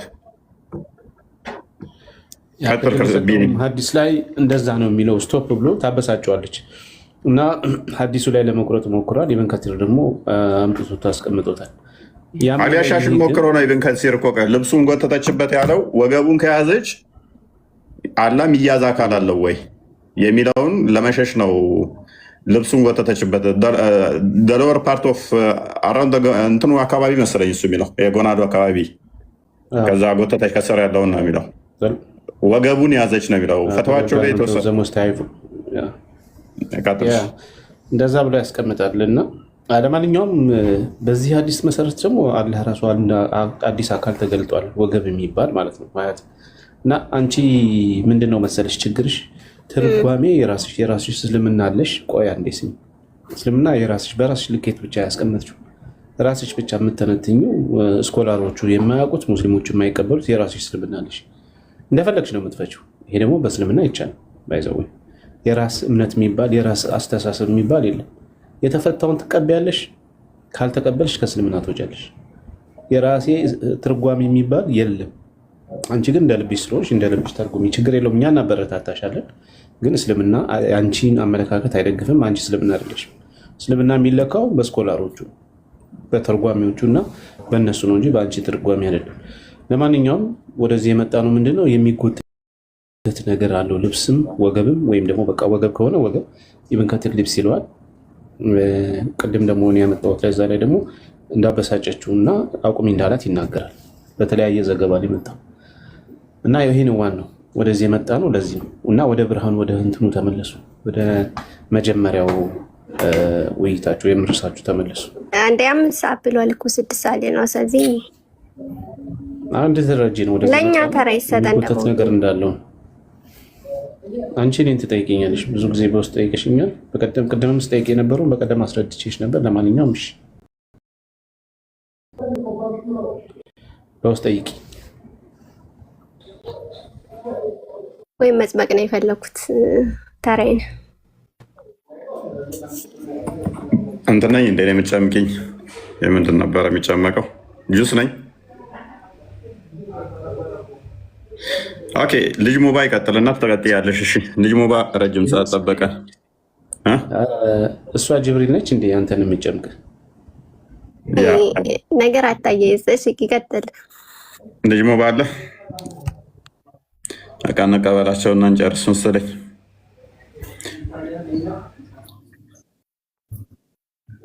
ልጅ ሙባ አላው መጠየቅ ይቻላል? ቀጥለ ጥያቄ።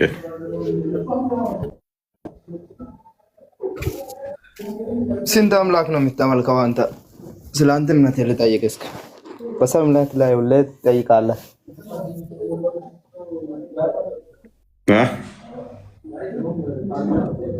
ስንት አምላክ ነው የምታመልከው? ስንት ማለት ምን ማለት ነው? አምላክ በምን በቁጥርኛ በአንተ ቁጥር ነው?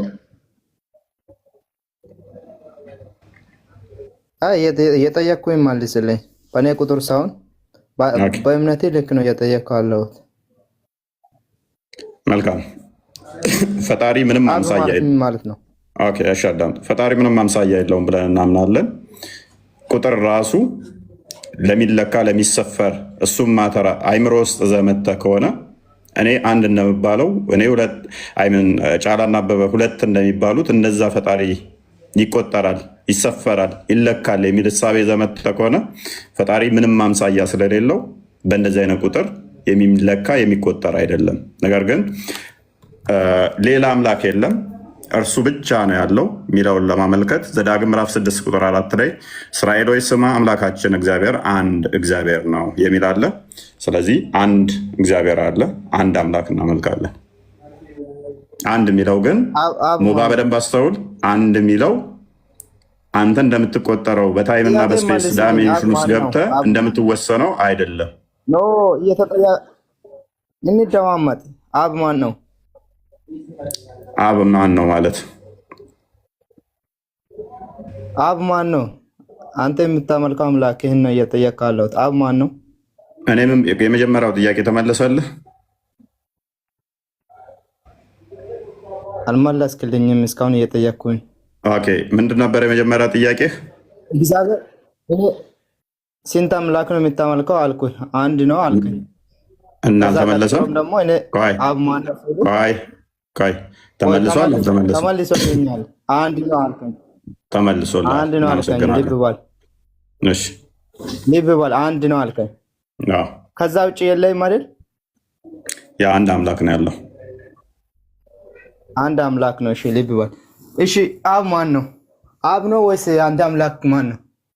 አብ ነው ወይንስ ማን ነው ማለት ነው? እኔ ገና ማን ነው ምንድን ነው ብዬ አልነገርኩህም። አንዱ አምላክ ስሙ ማን ነው? መልካም። አብ ማን ነው ለሚለው አብ ሰማይና ምድርን ያስገኘ አባት ማለት ነው። አባት የሚባለው አንድ አካል ደግሞ ልጅ ሲኖረው ነው። እሱም ደግሞ የባህሪ ልጁ ወልድ ይባላል። ወልድ የባህሪ ልጁ አካላዊ ቃል ከእርሱ የተገኘ ነው። የባህሪ ህይወቱ ደግሞ መንፈስ ቅዱስ ይባላል። ስለዚህ አንድ አምላክ አለ። የጠየቅኩኝ ብቻው የአብን ብቻ መልስልኝ። ኦኬ አዳምጣ። የእኛን አምላክ አይደል የጠየቀን? ማመልከውን አይደል የጠየቀኝ? አንድ አምላክ አለ። የአንድ አምላክ ግን አብ ማን ነው የሚለውን ስለጠየቀኝ አብ ማለት በራሱ አባት ማለት ነው። አባት ማለት ደግሞ ልጅ አለው ማለት ነው። ልጁ ደግሞ የባህሪ ህይወቱ አይምን ከባህሪ አባቱ የተገኘ ቃል ይባላል። ቃል እሱ ወልድ የባህሪ የአብ ልጅ ነው። የባህሪ ህይወቱን ደግሞ መንፈስ ቅዱስ ብለን እንጠራለን። ቀጥል። እሺ ወልድ የአባት ልጅ የአብ ልጅ ነው። ወልድ የአብ ልጅ ነው በሚገባ። እሺ መንፈስ ቅዱስስ? የአብ የባህሪ ህይወት ነው። እሺ በመለኮት ሶስት ሶስት በአካል ሶስት በመለኮት አንድ የተባሉት እነማን ናቸው? ምን ማለት ነው?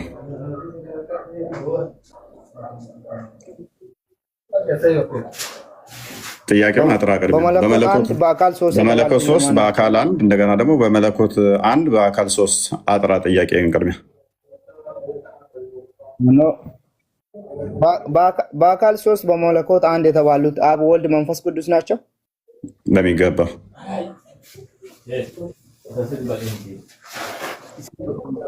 እሺ እንደዛ የሚል አለ መጽሐፍ ቅዱስ ይላል። እሺ መለኮት ማለት ምን ማለት ነው?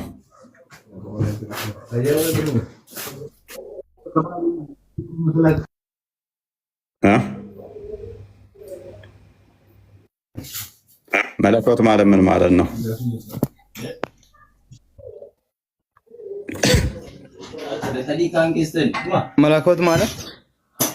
መለኮት ማለት ምን ማለት ነው? መለኮት ማለት ስለ አንዱ አምላክ ሌላን ሳይጨመር ሌላውን ሳያጋራ አንዱን አምላክ ማምለክ ማለት ነው። አንድ ማለት ምን ማለት ነው?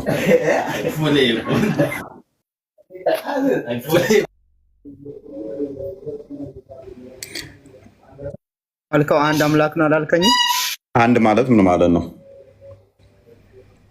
ያንተ አንድ አይባልም። ያንተ በሺ ይቆጠራል። ገና ያንተ ላይ መግባት ስላልፈለግኩ ነው። የእኛን አንድ ነገር ያለኝ ሜይ ቢ ከተረዳው አንድ የሚለው ራሱ ምክንያቱም ሞባ በደንብ አዳምጥ። አንድ የሚለው ራሱ ፍጡር ነው ብለን እሺ አዳምጥ ማለስልኝ። አንድ የሚለው አንተ በአይምሮ ያዝከው እንዴት ፈጣሪ አንድ መለኮት ተብሎ በሶስት አካል ይባላል የሚለው አይምሮ ሰፍቶ ስለያዘ የፍጡራንን ቁጥር እዛ ስለመጣ ነው እኛ ጋር። እኛ ደግሞ ይሄ የፍጡራኑ ቁጥር ፈጣሪ መልስልኝ። ቆይ በተራ እኮ ነው ማውራት። ይሄ የሃይማኖት ጉዳይ ነው፣ ውይይት አይደለም።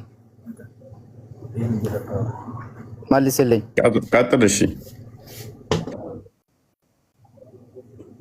በመለኮት አንድ የተባሉት ሶስቱ አካላት ለአንተ አካል ሲባሉ እንትን በመስቀል ላይ ተሰቅለዋል።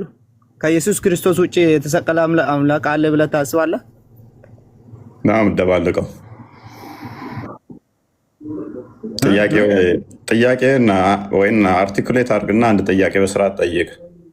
እዛም እየገባ ነው። እሺ አዳምጥ። እሺ በደንብ አስተውል። ሙባ አንድ የሚለውን ቁጥር አይምሮ ውስጥ ያዝከው አንተ የፍጡር ቁጥር ስለያዝክ ጫላ አበበ የሚባሉ ቁጥሮችን እዛ ስለመጣ ነው።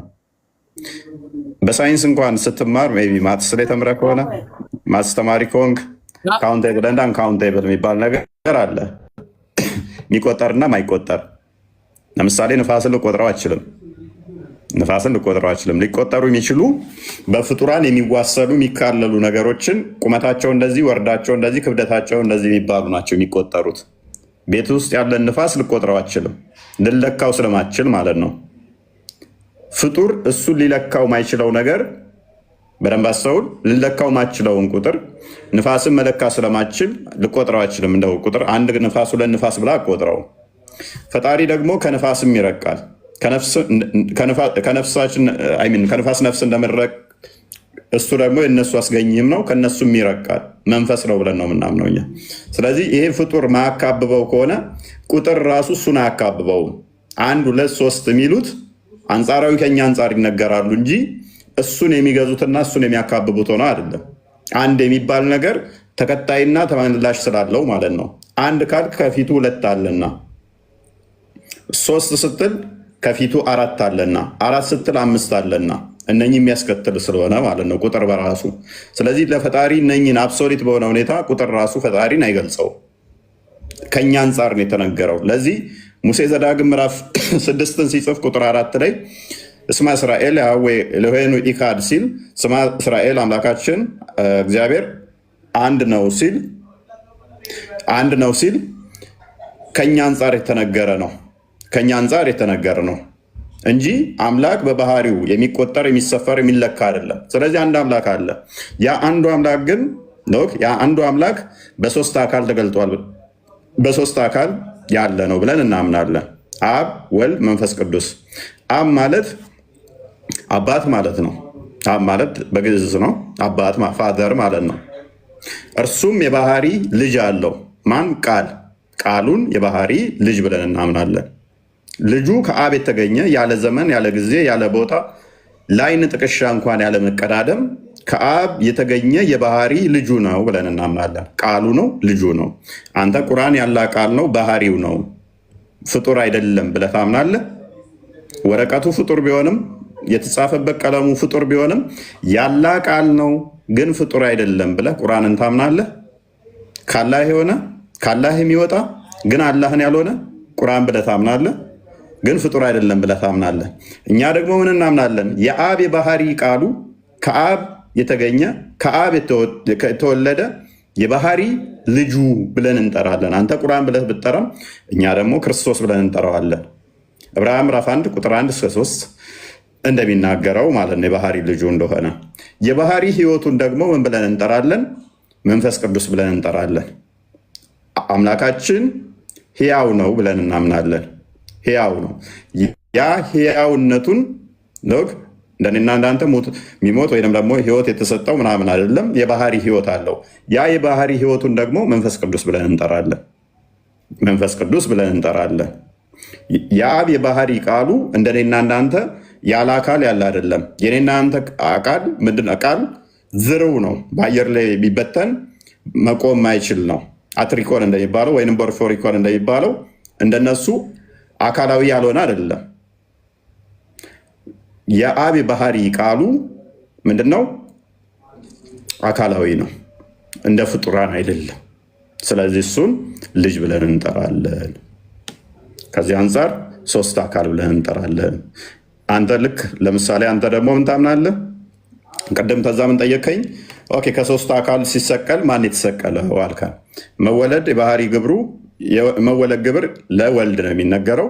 ወልድ ከአብ የተወለደ ስለሆነ የተወለደው ቃል ነው ስጋን የሆነው ስጋን የተዋሃደው ቃል ነው። በተለየ አካሉ ከሶስቱ አካል አንዱ አካል ወልድ በስጋ ተገለጠ ብለን እናምናለን። ገላትያ ምዕራፍ 4:4 ላይ ከሴት የተወለደ በዘመኑ መጨረሻ ላይም አብ በልጁ ተናገረን ተብሎ የተነገረው በማን ነው? በወልድ ነው። ዕብራውያን 1:3 ገላትያ 4:4 ፊልጵስዩስ ምዕራፍ 2 ቁጥር 5-7 ማለት ነው። የተሰቀለው ቤዛ የሆነን ማን ነው? ልጁ ነው።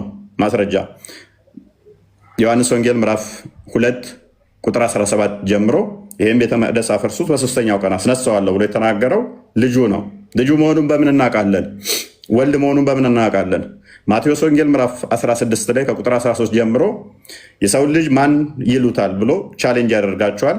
አንዳንዶቹ ኤልያስ፣ አንዳንዶቹ ኤርሚያስ፣ አንዳንዶቹ ከነቢይ አንዱ ነህ ይሉሃል አሉት። እናንተ እኔን ማን ትሉኛላችሁ አላቸው።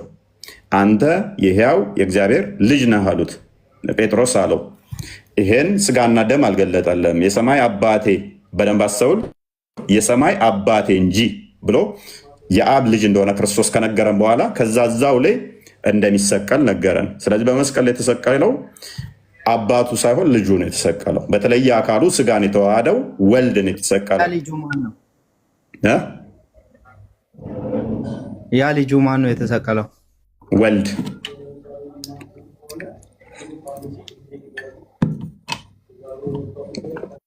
የተሰቀለ ለአንተ ኃጢአት ተብሎ የተሰቀለ የለም? የተሰቀለ የለም። ወልድ ነው የተሰቀለልን። ቤዛ የሆነን በተለየ አካሉ ከሶስቱ አካል አንዱ ወልድ ነው።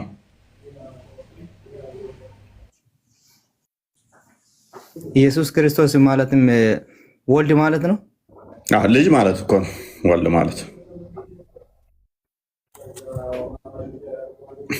ኦኬ አሁን አብ፣ ወልድ፣ መንፈስ ቅዱስ ሁላቸው ሶስታቸውም እንትን በስራ አይበላለጡ?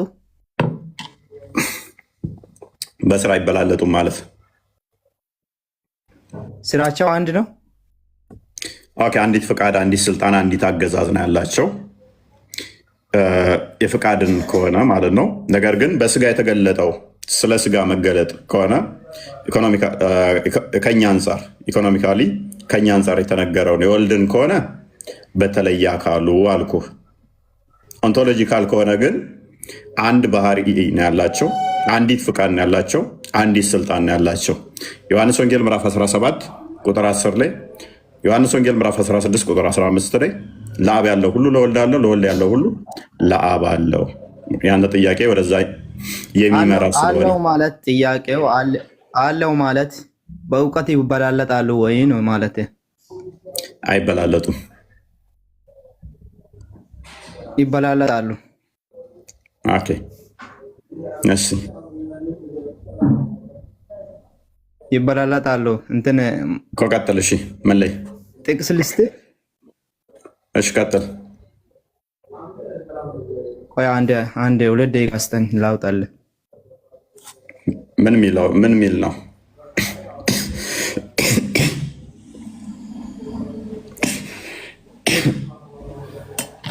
ላውጣልህ እኔ ራሴ። ከዛ በኋላ እንቀጥላለን። ቆይ እስከዛ 1-2 ደቂቃ ስጠኝ። 2 ደቂቃ መቆይ ከሆነ እኔ ልጠይቅ በቃ። ቀጥሽ። ኦኬ ጥያቄ ዮሐንስ ወንጌል ላይ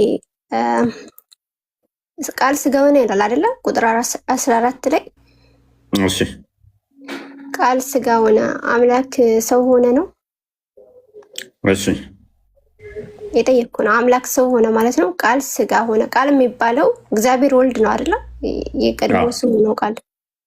ስለዚህ ቃል ስጋ ሆነ ሲባል አምላክ ማለትም ያ ቃል የሚባለው አምላክ ሰው ሆነ ነው አይደል? ሆነ ከተባለ ተለወጠ ማለት ነው። ተለወጠ አይደለም አይልም። ተለወጠ ይላል። ሆነ ማለት ምን ማለት ነው? ኦኬ ተለወጠ እንዳትዪ ክፍሉ ምን ይላል እዛው ላይ?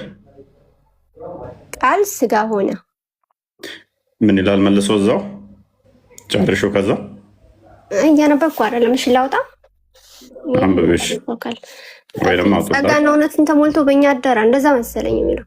ኦኬ ስለዚህ መለወጥ እንዳልሆነ አደረ የሚለው ይጠብቀዋል ማለት ነው። ኦኬ ቃል ስጋ ሆነ ማለት ምን ማለት ነው? እሺ ኦኬ ቃል ስጋ ሆነ ማለት ምን ማለት ነው? ተዋህዶን እናምናለን። ስለዚህ ቃል አካላዊ ቃል ስጋን ያልነበረው አስቀድሞ ስጋን ያልተዋሃደው በስጋ ተዋሃደ፣ ስጋን ተዋሃደ። የቃል ባህሪ ስጋን ሳያጠፋ አንዱ አንዱን ሳያጠፋ ተዋሃደ፣ በተዋህዶ ከበረ ማለት ነው። ኦኬ ስለዚህ ቃል የሚባለው አምላክ ወደ ሰውነት አልተለወጠም ማለት ነው። አልተለወጠም። መለወጥን አናምነው። ኦኬ ሉቃስ ወንጌል ላይ ነው ትጸንሻለሽ ድንግል ማለት ነው። ትጸንሻለሽ ወንድ ልጅ ትወልጃለሽ የተባለችውም ያ የተጸነሰው ልጅ ወደ አምላክነት ተቀይሯል። ምን ማለት ነው? ወደ አምላክነት ተቀይሯል ማለት ዮሐንስ ምን ብዬ ወንጌል ላይ ነገርኩሽ? እኔ ቃል ቆይ እዚሁን ጨርሰው። ቅድሚያ ቃል ስጋን ተዋሃደ አይደለ? ቃል ስጋን ተዋሃደ በእኛም አደረ ይላል አይደለ? አዎ ኦኬ ስለዚህ ቃል ስጋን ተዋህዷል ማለት ነው። ስጋን ተዋህዷል ማለት ስለዚህ ኦኬ ስጋን ተዋህዷል ማለት ስጋና ቃል ልክ እነሆ ድንግል ትጸንሻለሽ በተባለበት ቅጽበት ላይ በዛችሁ ቅጽበት ነው ስጋ አስቀድሞ የነበረ ከዛ በኋላ ስጋ ቃል መጥቶ የገባበት አይደለም። ወይንም ደግሞ ቃል ስጋን አልለወጠውም፣ ወደ መለወጥ አልሄደም ማለት ነው። ነገር ግን በተዋህዶ ከበረ፣ አንዱ አንዱን ሳያጠፋ። ለዚህ ነው በእኛ አደረ የሚለው የሚመጣው ለዚህ ነው። አንዱ አንዱን አላጠፋውም፣ አንዱ አንዱን አልዋጠውም። ባለመዋጥ ባለማጥፋት አንዱ በአንዱ ሳይጠፋ ማለት ነው። በተዋህዶ ብለን ምናምነው ለዚህ ነው እኛ። ስለዚህ ቃል ስጋ ሆነ፣ ቃል ስጋ ሆነ ጸጋና እውነትም ተሞልቶ በእኛ አደረ።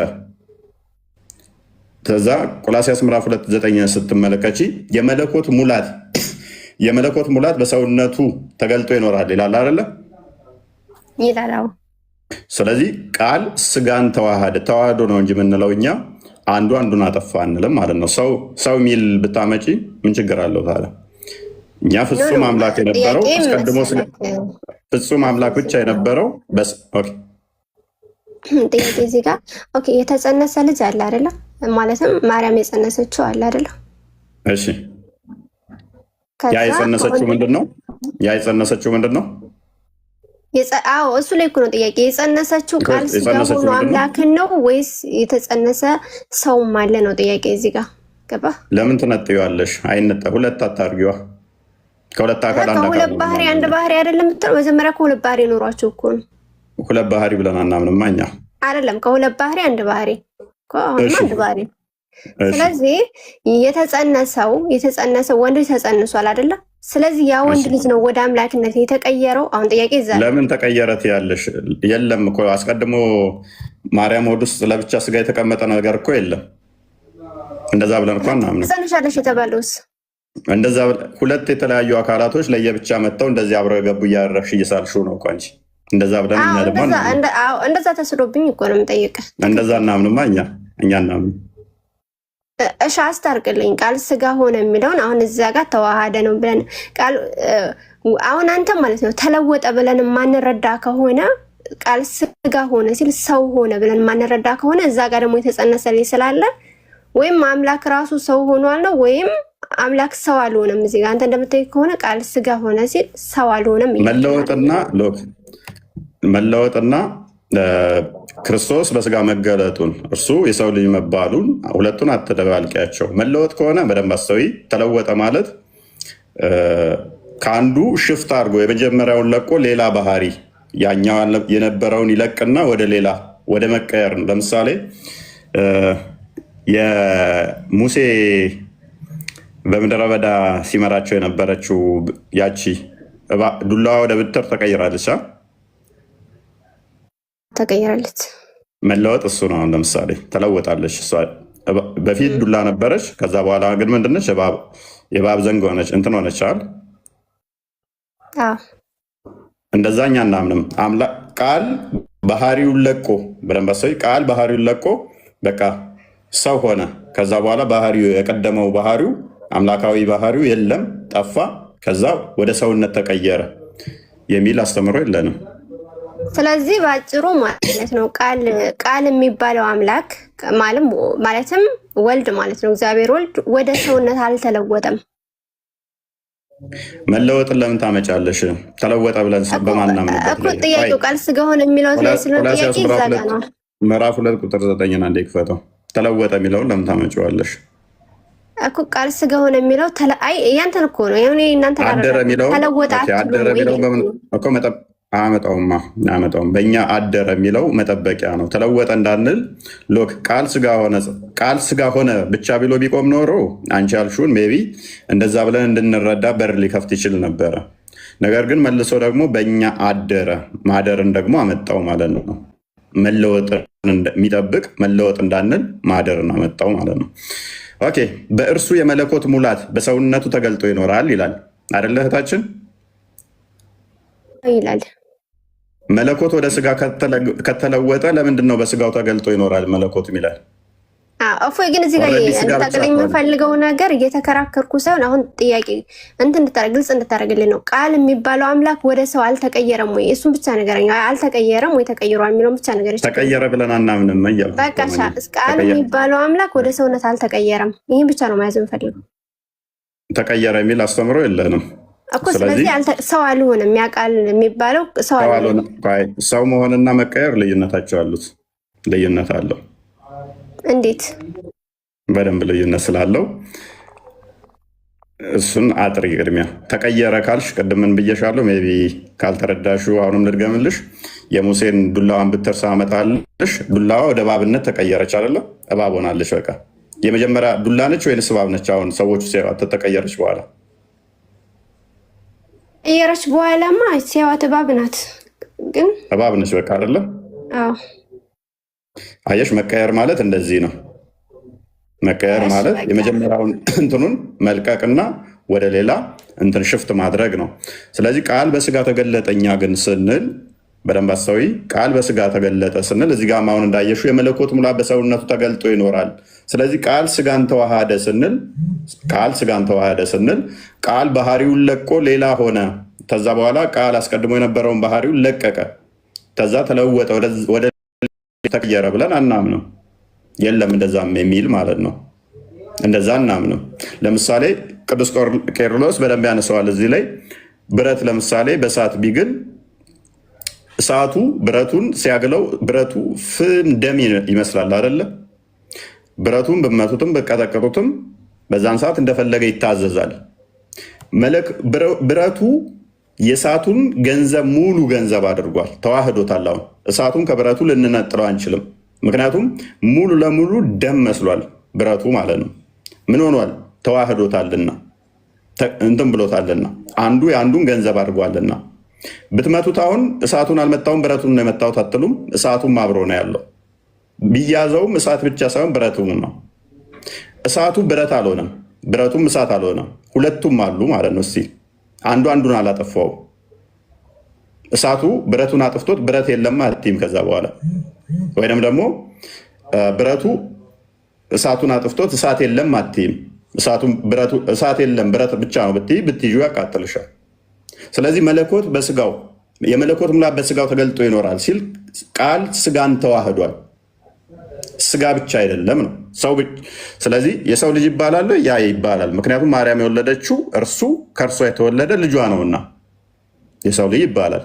ስለዚህ ሰው የሚባለው ከእሷ ስለተወለደ የሰው ልጅ ይባላል። ከእሷ ስጋና ነፍስን ተካፍሏልና ያ የተካፈለው ደግሞ የመለኮት ሙላት በሰውነቱ ተገልጦ የሚኖር ነውና ጸባይሽም ቢኒ ስለሚያውቅ ቢኒ መልስላ ካልሆነ ካልገባት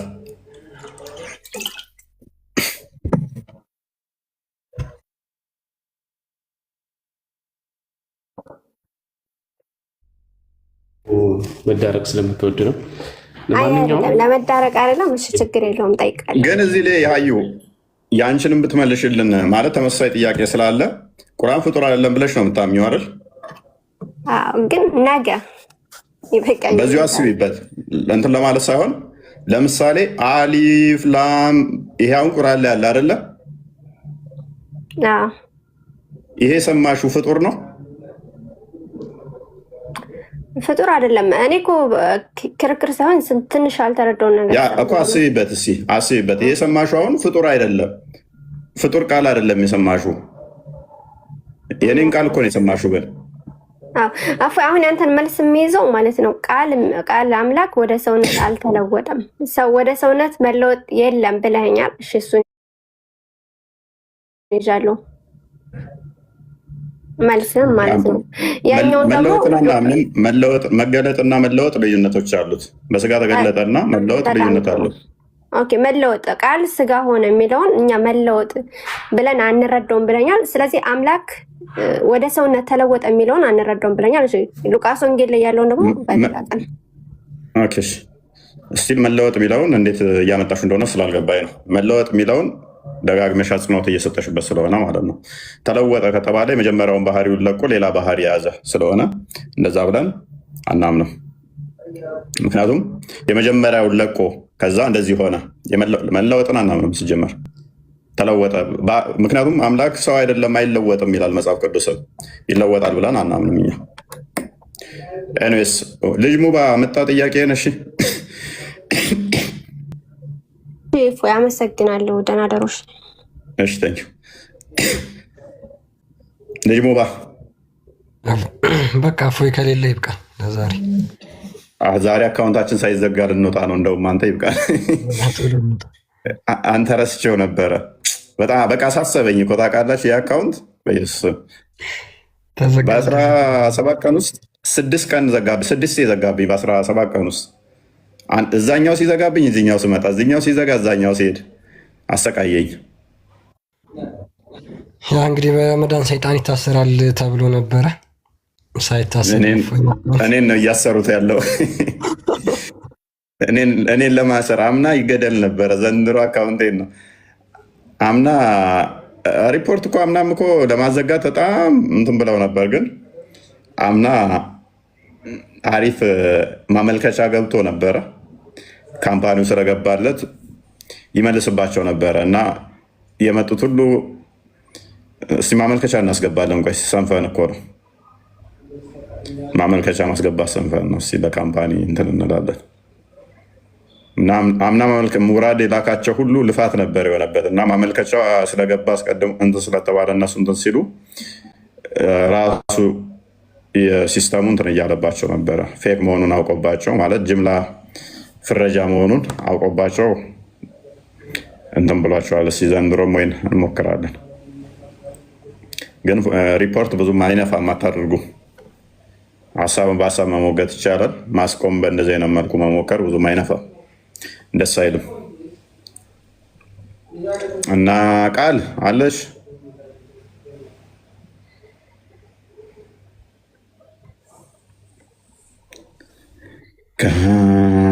ደህና ደሩ። በቃ ቃል ምንድን አሁን የምመጣው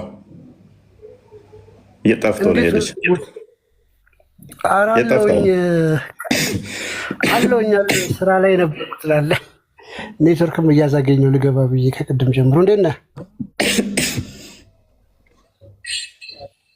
ተለዋጭ አካውንት ቦስ አንድ ምናምን ጭምር አሪፍ ነው። አንድ ተለዋጭ አካውንት ክፈትና ቢያንስ ይሄንንም ማኔጅ ማድረግ ከብዶኛል። ተጨማሪ ሌላ ደግሞ አስባለ ጭንቀት ለምን ራሴ ልጨምራለሁ? ጭንቀት መጨመር እኮ ነው አካውንት ስታበዛ። ሁለት ቲክቶክ፣ ዩቱብ፣ ፌስቡክ፣ ቴሌግራም፣ ኧረ ኢየሱስ ያስጠላል። አካውንት ሲበዛ ራሱ ጭንቀት መጨመር። አንዱ 15 አካውንት አለኝ ያለ ኡስታዝ አለ አስታወስኩኝ። ቢሊኔ ላከልኝ። ማን ነበረ ቢሊኔ ነገርከኝ? 15 አካውንት አለኝ። 15 ስልክ ነው እና በህይወቴ መያዝ ማልችለው ነገር አካውንት እንደዚህ በጣም ያስቸግረኛል። ያ አይኖ ያ ይገባኛል። ግን አሁን እየገጠመ ካለው ችግር ቢያንስ ሰርቫይቭ የምታደርግበት ማለት ነው 3 ቀን ቢያንስ የሆነ ቀን ይቀንስልሃል ከሚለው ነው እንጂ ነበረኝ እኮ 4 ነበረኝ እኮ እኔም ይኸውልህ፣ አንደኛውን የእህቴ ልጅ ወሰደችው፣ አንደኛውን የሆነ ጓደኛ የወሰደው፣ አንደኛው 10,000 አንደኛው ስንት ነው የነበሩ? አታውቃቸውም? 4 ነበሩ እኮ አውቃቸዋለሁ፣ እንዳለ እኮ አውቃቸዋለሁ። እነሱ እኮ የት ገቡ ልልህ ብዬ የበፊቶቹ ዲሌት አደርጋቸዋለሁ ብለው የሁለት ተፈጥሮ እነሱ ዘጋጋቸው። ብዙ ሰው በአንተ ስም እየከፈተ አንደኛውን የቴሌ ነው የወሰደችው፣ አንደኛውን ጓደኛ የወሰደው። አሁን መልሼ እንዳልወስድባቸው እነሱ ስንት የተጀናጀኑበትን አስበሃል? አሁን እኔ ልበላ እንዴ?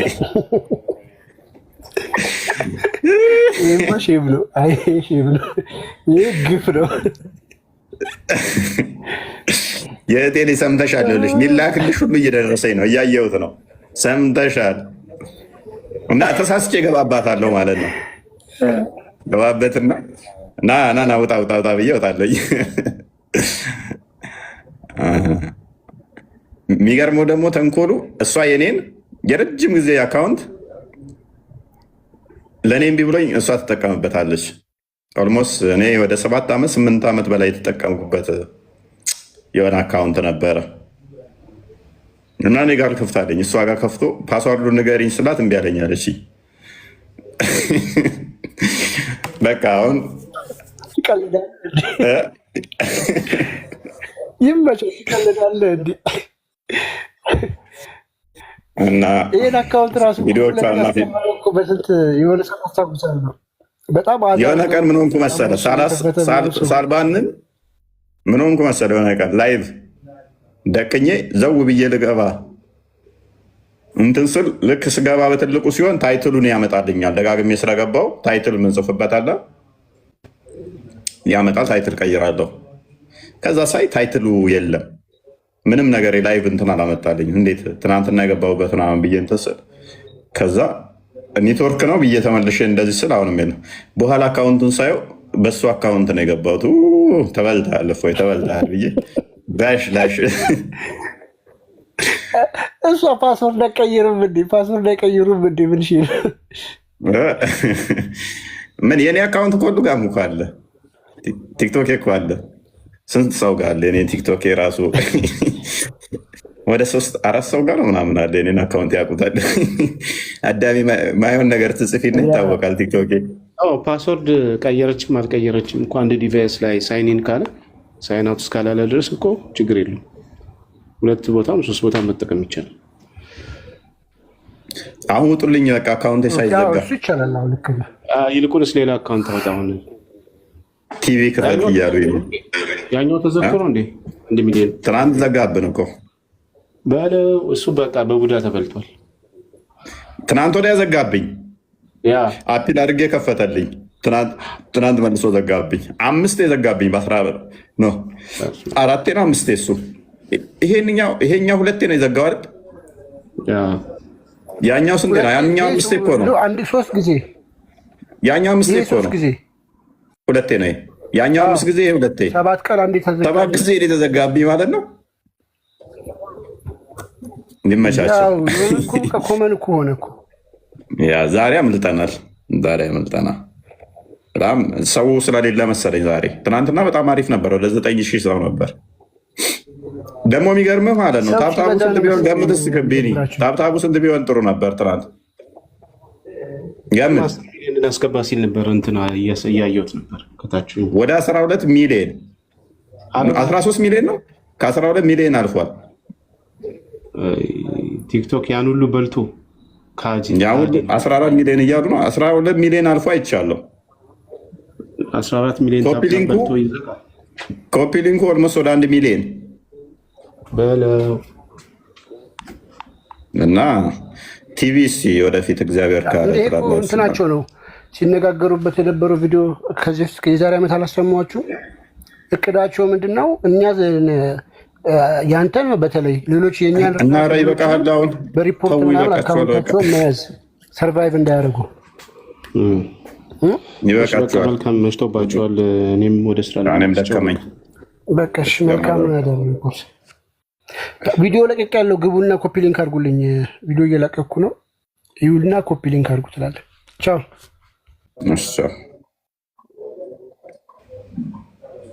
ራሴው ላወርዳቸው እንጂ የሚወርዱ አይደሉም። ልሸኛቸው። የሚያዋጣኝ እሱ ነው። የሚያዋጣኝ እሱ ነው። የሚያዋጣኝ እሱ ነው ወገን፣ የሚያዋጣኝ ይሄ ነው። እና እዚህ ጋ ስንቆይ መጥፎ ሱስ አለብኝ። በጣም ነው ውሃ የሚጠማኝ እና ረጅም ሰዓት ከቆየን